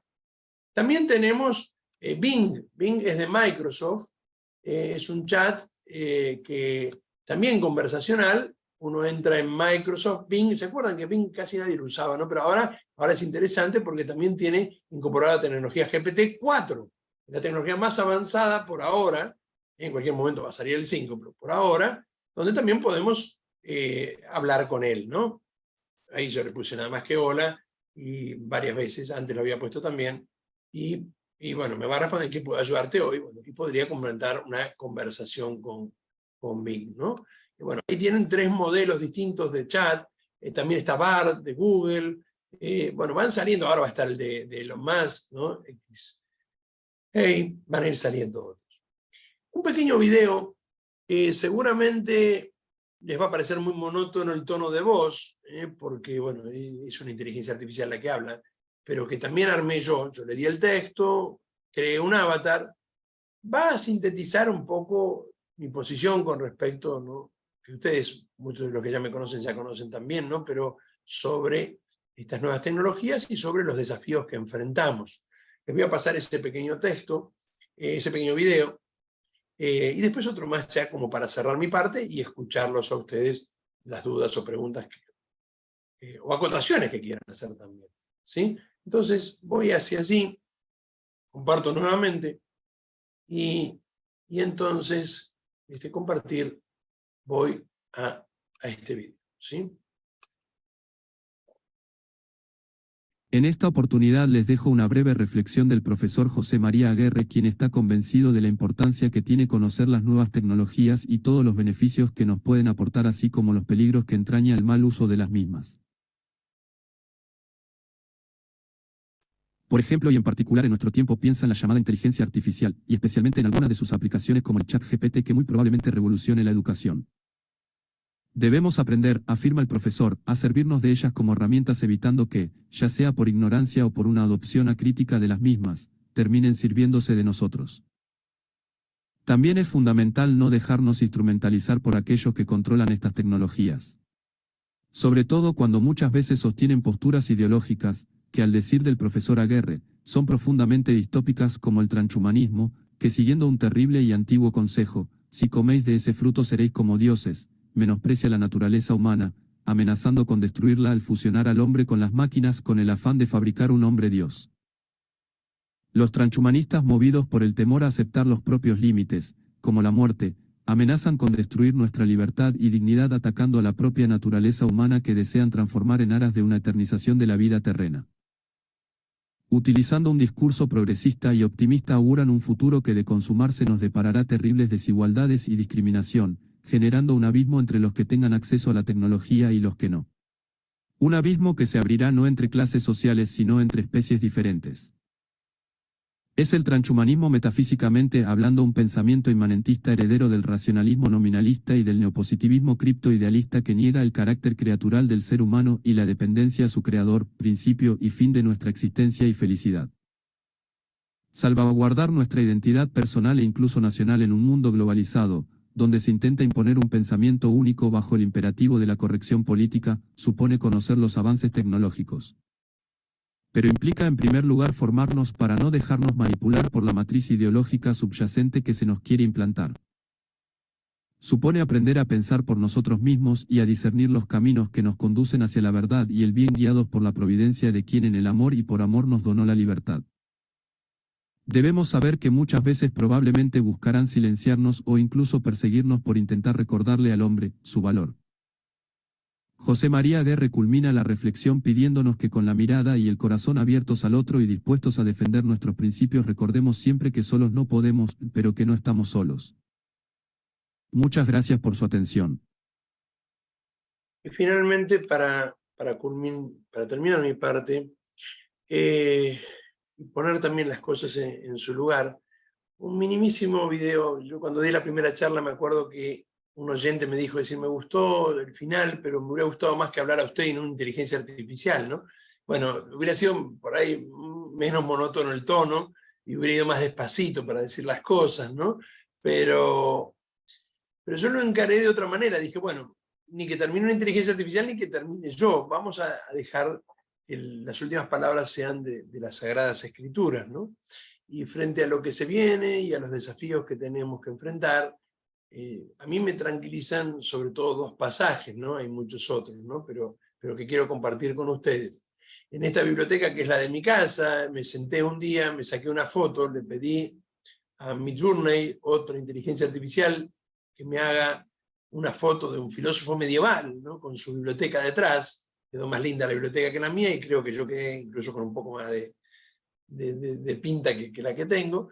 Pero más allá de esto que les cuento para ver cómo se armó lo que van a escuchar, muy breve, muy cortito, hay dos citas que me gustaría que nos sirvieran como para cerrar esta presentación, ¿no?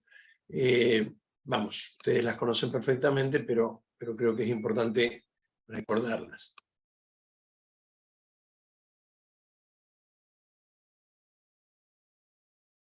Frente al futuro debemos siempre recordar que en el libro de la sabiduría, capítulo 1, versículo 9 se nos ha dicho: ¿qué es lo que fue?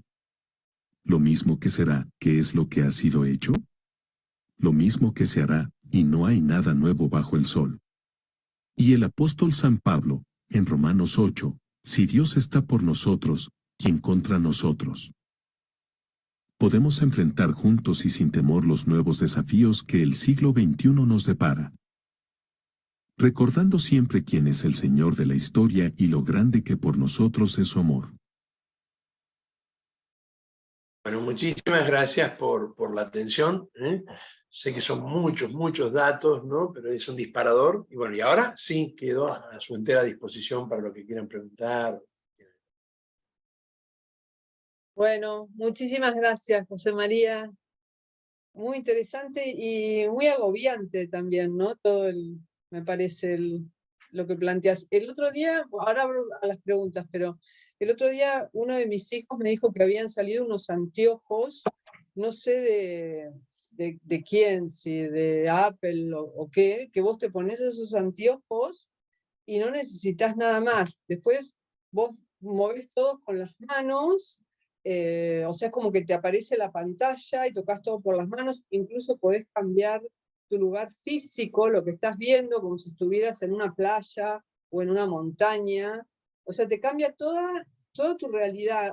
Y yo me imaginaba viendo de afuera a ese personaje con los anteojos puestos y haciendo así, y me parecía una cosa horrible. O sea, él me lo planteaba como, mirá el avance de la tecnología, y a mí me parecía imaginarte todo el mundo con los anteojos puestos, cada uno metido en su propio mundo. No sé, me pareció una perspectiva espantosa. O sea, no logro ver qué pueda, imaginarme un mundo en que eso pueda tener un balance positivo, ¿sí? Bueno, pero esto como para abrir las preguntas. Después te voy a hacer alguna pregunta yo también, ¿sí? A ver, ¿a quién le quiere preguntar algo? Perdón, yo te decía, Marisa, lo que vos me sí. estás diciendo, yo lo veo en casa con los juegos, ¿no? Es decir, porque en realidad en los juegos todas esas tecnologías han sido probadas primero a través de los juegos. Tengamos en cuenta, no me quiero extender, pero todo esto ha ido llegando, así como muchas de las agendas que nombré nos llegaron a través de Disney, nos llegaron a través de películas, no por casualidad, se acuerdan de Iron Man, ¿no? De ese personaje, ¿no? Es decir, de Iron Man. La última película de Iron Man, ¿saben quién la produjo? ¿La financió? Elon Musk, ¿no? Es decir, no porque le gusten las películas seguramente de Vengadores, sino porque indudablemente hay algo detrás. Y con respecto a lo que vos decías de las tecnologías, ya hace tiempo los chicos lo vienen usando en los juegos, después Oculus, y bueno, sí, se va generando eso, que ya estaba en una película, la de Willy, ¿no? Es decir, o Wall-E, creo que era la del robot, ¿no? Que éramos todos como gorditos, que estábamos con una computadora conectados, sí, sin llegar a Matrix. Bueno, pero sí, es un mundo que ya está pasando, ¿no? Es decir, el tema es que uno va despertando de a poquitito, ¿no? Pero es un mundo que está alrededor de nosotros, ¿no? Ahora ¿qué hacer, ¿no? Frente a eso, ¿no? Bueno, ese es un poco también el objetivo, ¿no? De reflexionar. Sí, adelante, las preguntas. El que tenga una pregunta, saque el micrófono y pregunte nomás. Sí, sí, por favor. No.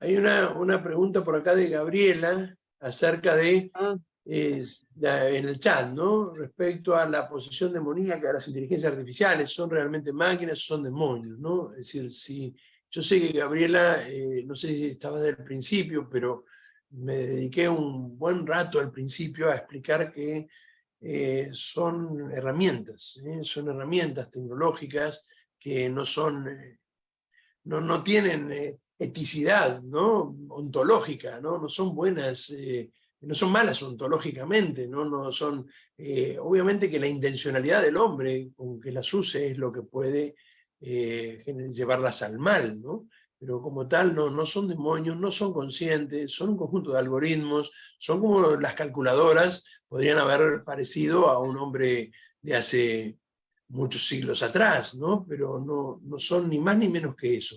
Ahora, los efectos que pueden dar, sí, son terribles, sobre todo de parte de quienes las usan, ¿no? Y dentro de quienes las usan, obviamente hay quienes se dejan influenciar, ¿no?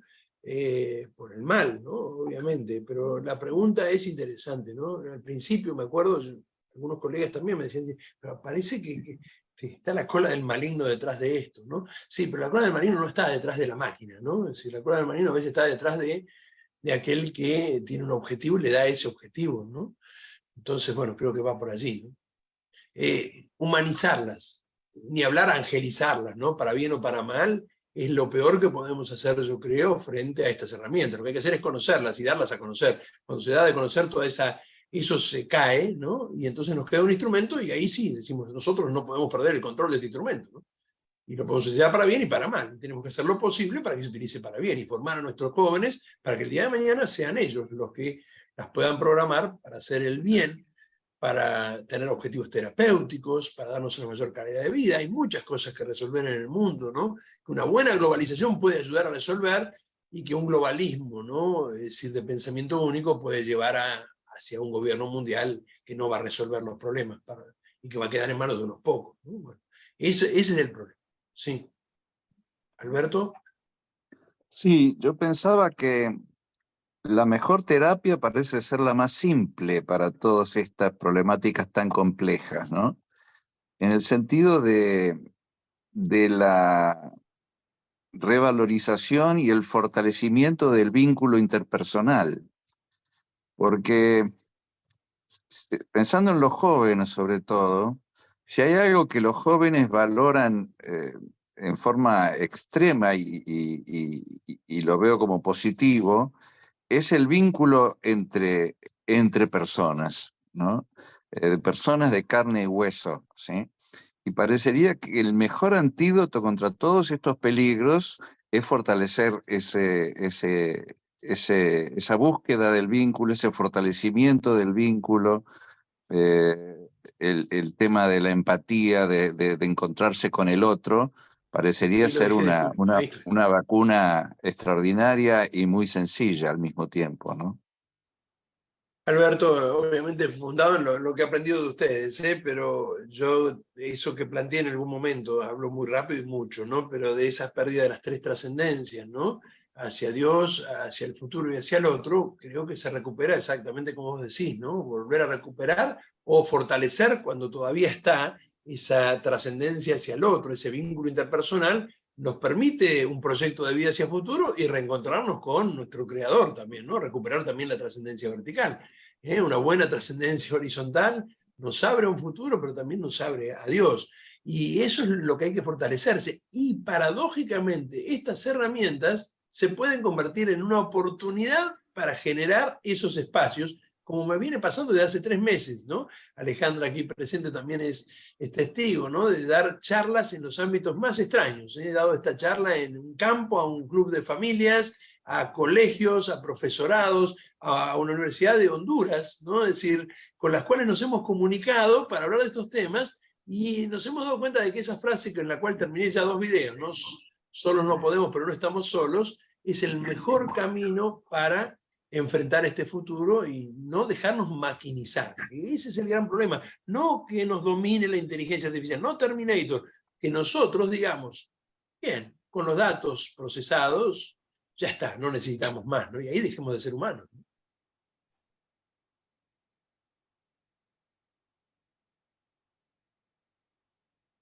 Hay un libro de Michel Houellebecq que se llama La posibilidad de una isla, que está muy bueno. A mí me gusta mucho ese libro porque es muy crítico, ¿no?, de la cultura contemporánea, y él plantea el personaje central, es un personaje que es un cómico, medio que ya viene en bajada, y entonces, como él se está poniendo grande, está buscando las maneras de encontrar la inmortalidad, por un lado. También se deshace de su mujer porque se puso vieja y gorda, y se engancha con una chica más joven que a él le da bolilla solamente porque es un tipo famoso, pero no tiene ningún interés en ese vínculo o que sea algo sólido o estable. Se engancha en una secta eloísta que habían conseguido una manera de alcanzar la inmortalidad, que era clonando, ¿no?, a la persona y conservándole la memoria. Entonces él se va clonando, él y su perrito, porque su perrito es el único afecto estable que él tiene. Entonces en el libro vos tenés Daniel, que es el personaje, después tenés Daniel 1, Daniel 10, Daniel 11, que son todos los clones, ¿no?, que cómo van evolucionando en la historia. Y la última parte, que es Daniel 40 y pico, ponele, está él, su perrito y su computadora. Los dos totalmente solos, aislados, y es como el programa de vida de la mayoría de la gente, estar la persona sola con su computadora y su perrito. Y en un momento él se aburre de esa vida, se aburre infinitamente de esa vida, entonces sale de su lugar y intenta conectarse con gente, pero es como que ya perdió la capacidad de hacerlo, ¿no? Es como que se le atrofió algo en su naturaleza y no se puede conectar con los demás, ¿sí? Hay un puente que se rompió. Y eso es muy típico de las novelas de Houellebecq, mostrarte cómo este tema de la tecnología o el estilo de vida, los valores que se promueven, tienden a amputar dimensiones de la naturaleza humana. Como que ya no nos conectamos con determinadas áreas, no sé, con la belleza de un poema, con la belleza de un paisaje, con pasar el tiempo sin velocidad, con tranquilidad, o sea, un montón de condiciones de posibilidad que desaparecen, y entonces la vida humana se empobrece, ¿no?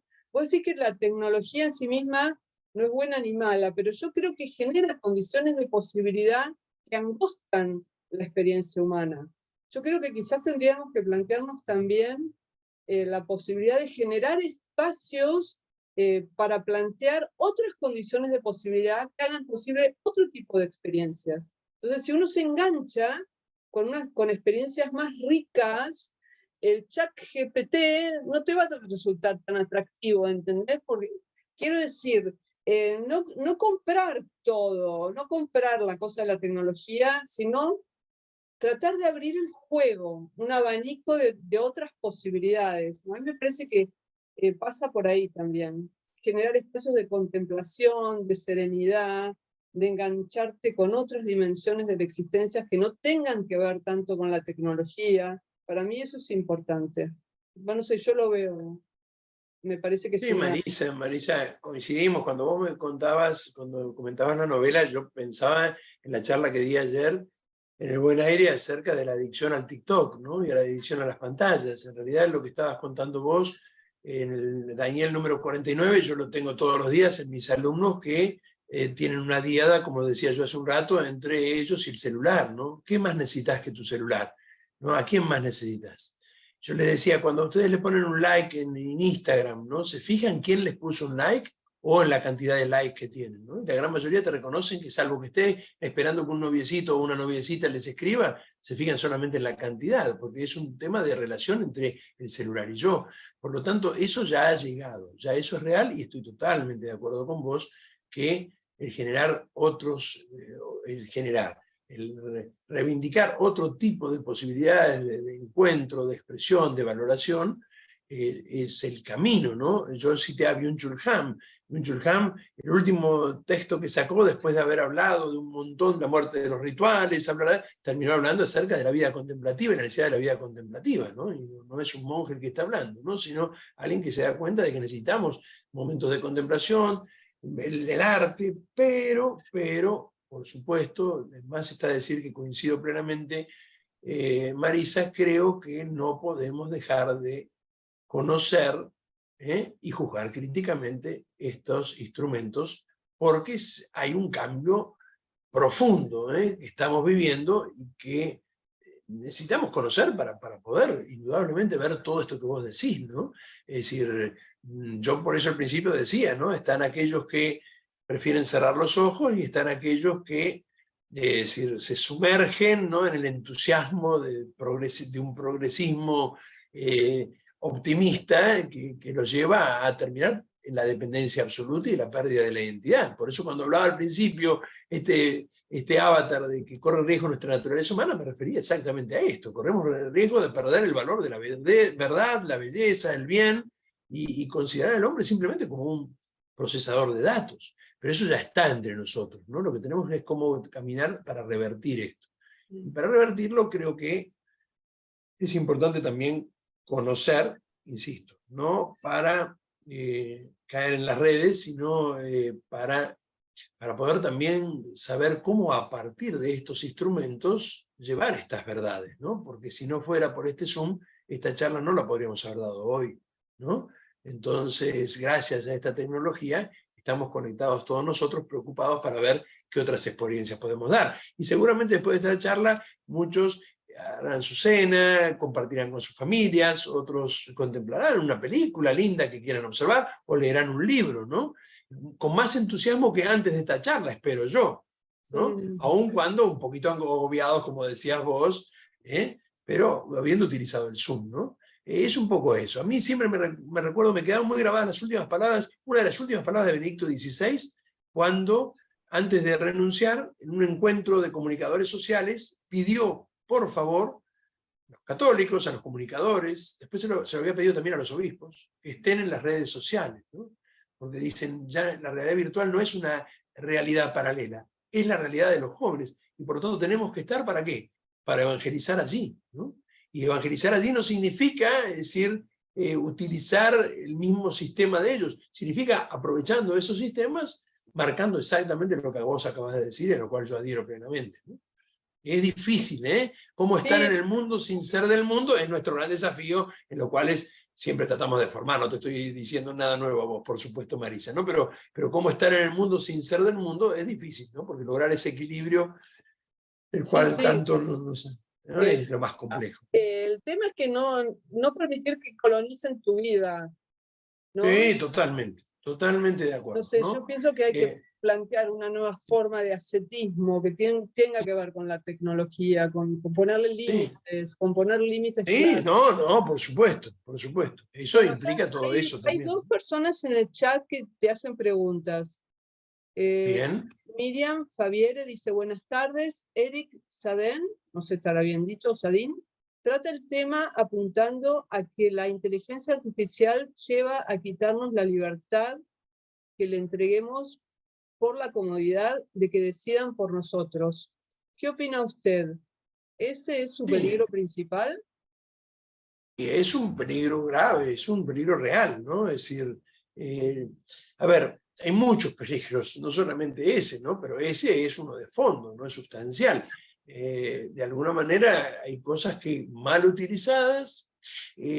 Hace poquito tiempo atrás, Geoffrey Hinton, uno de los directores de Google, renuncia, después de la carta de Elon Musk diciendo con más de 100 científicos que pararan las investigaciones sobre ChatGPT, sobre tecnología GPT, que no es lo mismo chat GPT que tecnología GPT. No hice la diferenciación, pero bueno, no viene el caso ahora tanto, pero está también en los papeles que yo les doy.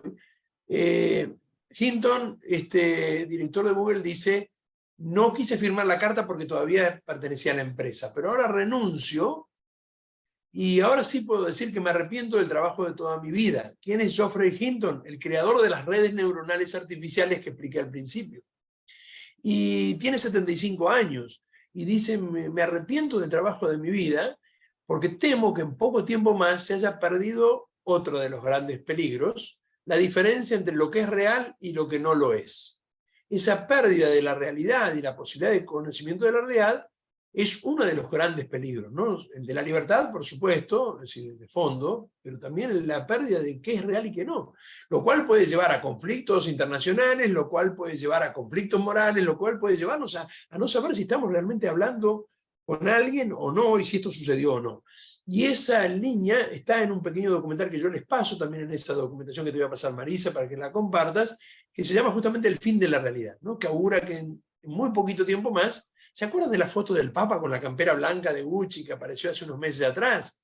Uno podría decir fue algo dentro de todo suave, ¿no? Imagínense que hubiera estado el Papa con un menor, que hubiera estado el Papa haciendo otra cosa, que hubiera estado el presidente de Ucrania hablando con Putin ahora diciendo: mirá en la que metimos a Occidente, o viceversa, ¿no? Las cosas que pueden llegar a pasar con la pérdida de la realidad son terribles, ¿no? Pero sobre todo también, no solamente la libertad, la pérdida del conocimiento de la verdad, ¿no? Y la verdad es la que nos hace libres, ¿no? Entonces agregaría a la preocupación por la libertad, la preocupación por el conocimiento de la verdad, y bueno, y todo lo que viene aparejado, ¿no? Los riesgos son muy grandes, pero la tecnología está, no la podemos negar. Podemos, y creo, coincido Marisa, en la vida personal, acotar, ¿no? Tenemos en los celulares ya aplicaciones que nos permiten ver cuántas horas estamos en las pantallas, ¿no? Y en cada aplicación. Ayer le decía a los chicos, podemos poner eso y fijarnos, pero hoy por hoy, a mí por lo menos como profesor, no puedo dar clases sin tener el celular, soy tutor, ¿no? Y sin el celular no puedo conectarme con mis alumnos y dialogar y llegar a todos los alumnos que tengo que llegar hoy, ¿no? Ahora, si a las 2 de la mañana sigo con el celular y además me distraigo con él, el uso que le demos, ¿no? Thomas Merton tenía un texto muy lindo de La lluvia del rinoceronte, donde hablaba justamente de esto desde una cabaña, ¿no? Si la tecnología entra en la cabaña será por mi culpa, pero el problema no es tanto protestar, sino ver para qué la usamos, ¿no? Y yo utilizo la tecnología, él hablaba de un farolito de gas, para leer a Filoxenes, un ermitaño del siglo VI, que valoraba la lluvia, que valoraba el encuentro con uno mismo, que valoraba el encuentro con Dios. Sé, no quiero pecar de ingenuidad, sé que esto es muy riesgoso. Sé que estamos en un punto de inflexión, y bueno, también sé, como decía el texto, que no hay nada nuevo bajo el sol, ¿no? Que estos desafíos se repiten y vuelven a aparecer, y bueno, que la historia está en manos de nuestro Señor, ¿no? Y Él nos va a iluminar y ayudar a la medida en que nosotros como causas segundas acompañemos. Pero coincido plenamente en que esto tiene que servir no para que nos zambullamos en ellos, sí para que lo conozcamos y sepamos delimitar, ¿no? Marisa, en poco tiempo más, es muy probable que tengamos que cambiar el proceso de evaluación en las universidades, el proceso de trabajar en función de estas tecnologías. Hace 3 meses atrás hice una encuesta y 3 de cada 4 alumnos de cada curso habían usado el chat. Hoy por hoy, el 80% de los alumnos, cada vez que tienen que hacer un trabajo, trabajan con el chat como asistente, ¿no? En algunos casos no lo harán como asistente, sino como reemplazo, en otros como asistente. Y entonces, más allá de que les insistamos tenemos que... La segunda pregunta habla del problema en que yo veo, no hace referencia, es los diseñadores y los programadores que crean el instrumento, porque en su producción lo condicionan, deja de ser un instrumento en el sentido de herramienta, que no es buena ni mala, claro, ¿no? La intencionalidad que se le pone. Hace un tiempo en una charla sobre este tema me comparaban al ChatGPT con el anillo de Sauron, ¿no? El Señor de los Anillos. Si hay alguno entusiasta de Tolkien, claro, pero el problema es que el anillo en sí no es el problema es la impronta que le puso su creador. Bueno, acá también, ¿no? Es decir, el hombre es co-creador, es continuador de la obra creadora de Dios, pero el hombre puede utilizar bien su libertad o mal ella, ¿no? Y entonces a estas herramientas se le puede dar una impronta y un objetivo negativo. pero también se le pueden dar usos positivos, y los tiene. Para lo cual, lo primero que tenemos que hacer es conocerlas. Cuando las conozcamos nos damos cuenta que no son tan mágicas ni poderosas como parecen, y que podemos darle buenos usos también. Desde el aula, la educación, hasta tantas cosas que hay que resolver en la humanidad y que a veces... El problema es cómo, ¿no? Y ahí, cuando Oscar hacía referencia a los programadores, no es un diálogo y un encuentro entre programadores y usuarios, sería bueno, ¿no? También, ¿no? Porque a veces uno confía demasiado en las regulaciones. Ahora todo el mundo está hablando de regulaciones, ya tenemos proyectos de regulación en nuestro país, tenemos proyectos de regulación a nivel de las Naciones Unidas. El problema de los proyectos de regulación, no digo que no haya que ponerles, límites hay que ponerles, pero son quienes hacen las regulaciones, ¿no? Y Oscar, vos coincidirás conmigo que los que hacen las regulaciones son los mismos, ¿no? Entonces a veces le tenemos más miedo a las regulaciones que a la herramienta misma, ¿no? Entonces yo creo que es importante también el encuentro de usuarios y programadores y la educación, ¿no? Es decir, veía un documental que les voy a pasar, dice que el camino tal vez es la educación, ¿no? El diálogo, el encuentro, la educación para darle su debido lugar, para aprovechar lo bueno que tengan. Hay cosas buenas que tienen, sí. Yo hice mucho hincapié en las cosas negativas que me preocupan mucho, pero...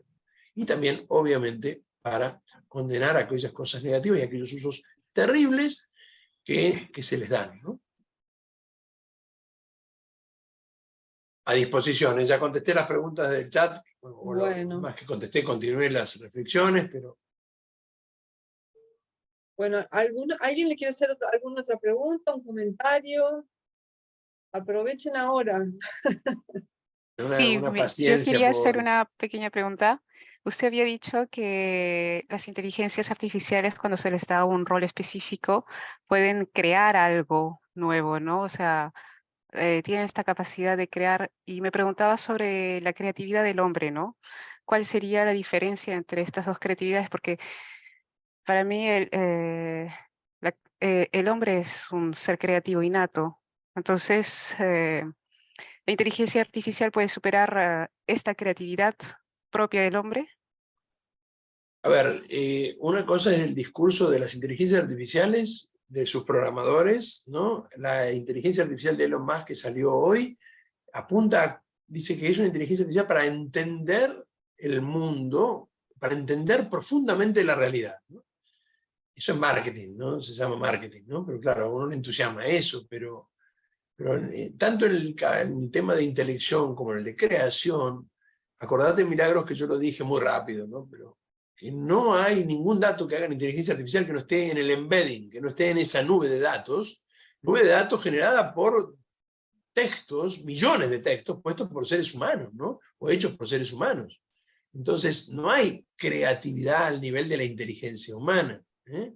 Sí, lo que hay es una asociación y un procesamiento de datos impresionante que, teniendo de cuenta que no solamente tiene todo el corpus tomista, lo tiene incorporado, ¿no? Todas las obras completas de Nietzsche, etcétera, etcétera, puede, por lenguaje predictivo y probabilidad, darte respuestas nuevas. Acordate, eso decía que como tirar los dados, agregándole ese sampling que nos permite agregar algo nuevo, que en algún sentido son nuevas, son creaciones nuevas, pero que en realidad son asociaciones de datos, ¿eh? No es como procede la creatividad artística humana. Sobre todo, ¿dónde está la diferencia, Milagros? En la finalidad. Y la finalidad te lo dice, esto charlando con el chat también te lo dice, es la utilidad. No hay búsqueda de belleza, no hay manifestación de sentimientos, de emociones y de vida, sino utilidad, puramente utilidad. ¿Por qué? Tecné, ¿no? Es decir, no es arte propiamente. Entonces un día le pedí una poesía y me hizo un soneto espectacular, ¿no? Porque además se lo había pedido que me lo hiciera como si fuera Fray Luis de León, ¿no? Y entonces me dijo, esto es nuevo, por supuesto, es una obra de arte que he hecho para ti. Entonces me dice, entonces eres un poeta. No soy un poeta, soy un modelo de lenguaje artificial compuesto por algoritmos matemáticos, me respondió. Me quería morir, digo, mirá la pavada que le pregunté, ¿no? Y la respuesta que me dio era de sentido común, ¿no? Pero me hiciste una poesía para mí. Dice, a ver, como si fuera un nene me trataba, ¿no? Me dice, te pude generar sentimientos como te puede generar una poesía. Te pude generar conocimientos como te puede generar una poesía. No puedo transmitir sentimientos, no puedo transmitir una vida porque no la tengo. Sino la de otros que voy asociando. ¿Se entiende?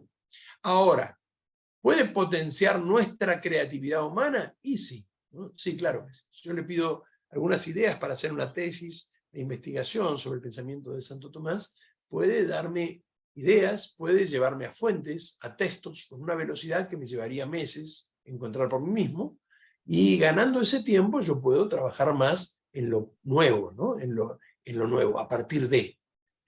¿Puede hacerme ganar tiempos en armar planificaciones en los colegios? Sí, claro que sí. Y hacerlas muy bien, si yo le cargo con los datos que yo quiero, los objetivos que quiero. Y después hacerme que yo me dedique más a dar la clase y no tanto tiempo a llenar papeles, sí. Lo digo con todo respeto si hay algún pedagogo aquí presente, ¿no? Pero sí, me puede dar todo eso, ¿no? Y seguramente puede resolver un montón de tareas automatizadas que si yo a las personas que las hacían hasta ahora les respeto su dignidad, les doy nuevas fuentes de trabajo, nuevas posibilidades de trabajo, ayuden a resolver problemas en el mundo, claro que sí, ¿no?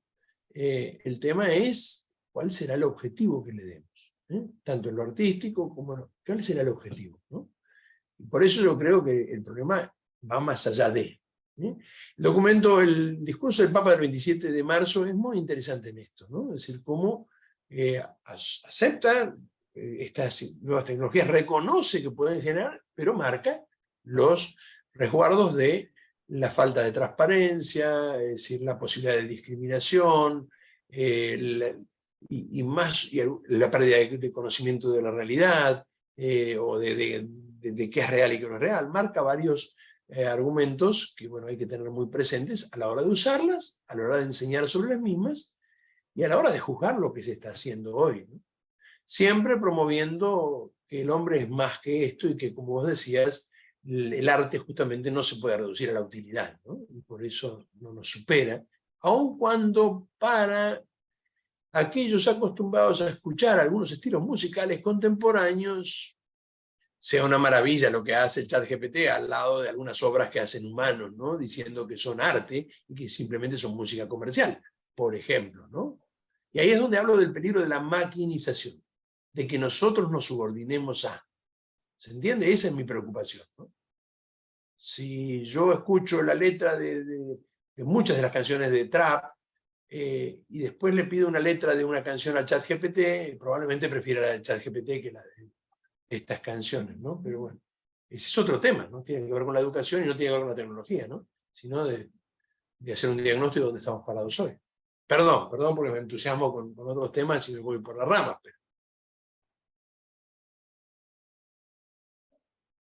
quedo a total disposición para las preguntas que ustedes quieran hacerme, ¿no? Es decir, sea a través del Instagram mío, se los pongo por aquí, si algunos usan Instagram habitualmente, AGRJ, o sea a través de mi celular, 11 51 3269 45. Yo voy a compartirles a través de Marisa todo lo que he investigado, todas las herramientas, para que aquel que quiera entusiasmado y quiera profundizar un poco más, pueda hacerlo y tenga todos los recursos también para hacerlo. Bueno, muchísimas gracias, José María. Muy bueno. Felicitaciones. Muchas gracias. Gracias a vos, gracias Guadalupe, Alberto, gracias a todos los aquí presentes, es decir, muy lindo verlos. Un lujo tenerte. Gracias, José María, y un abrazo. Gracias. Bueno, dejo de grabar. Listo, bárbaro.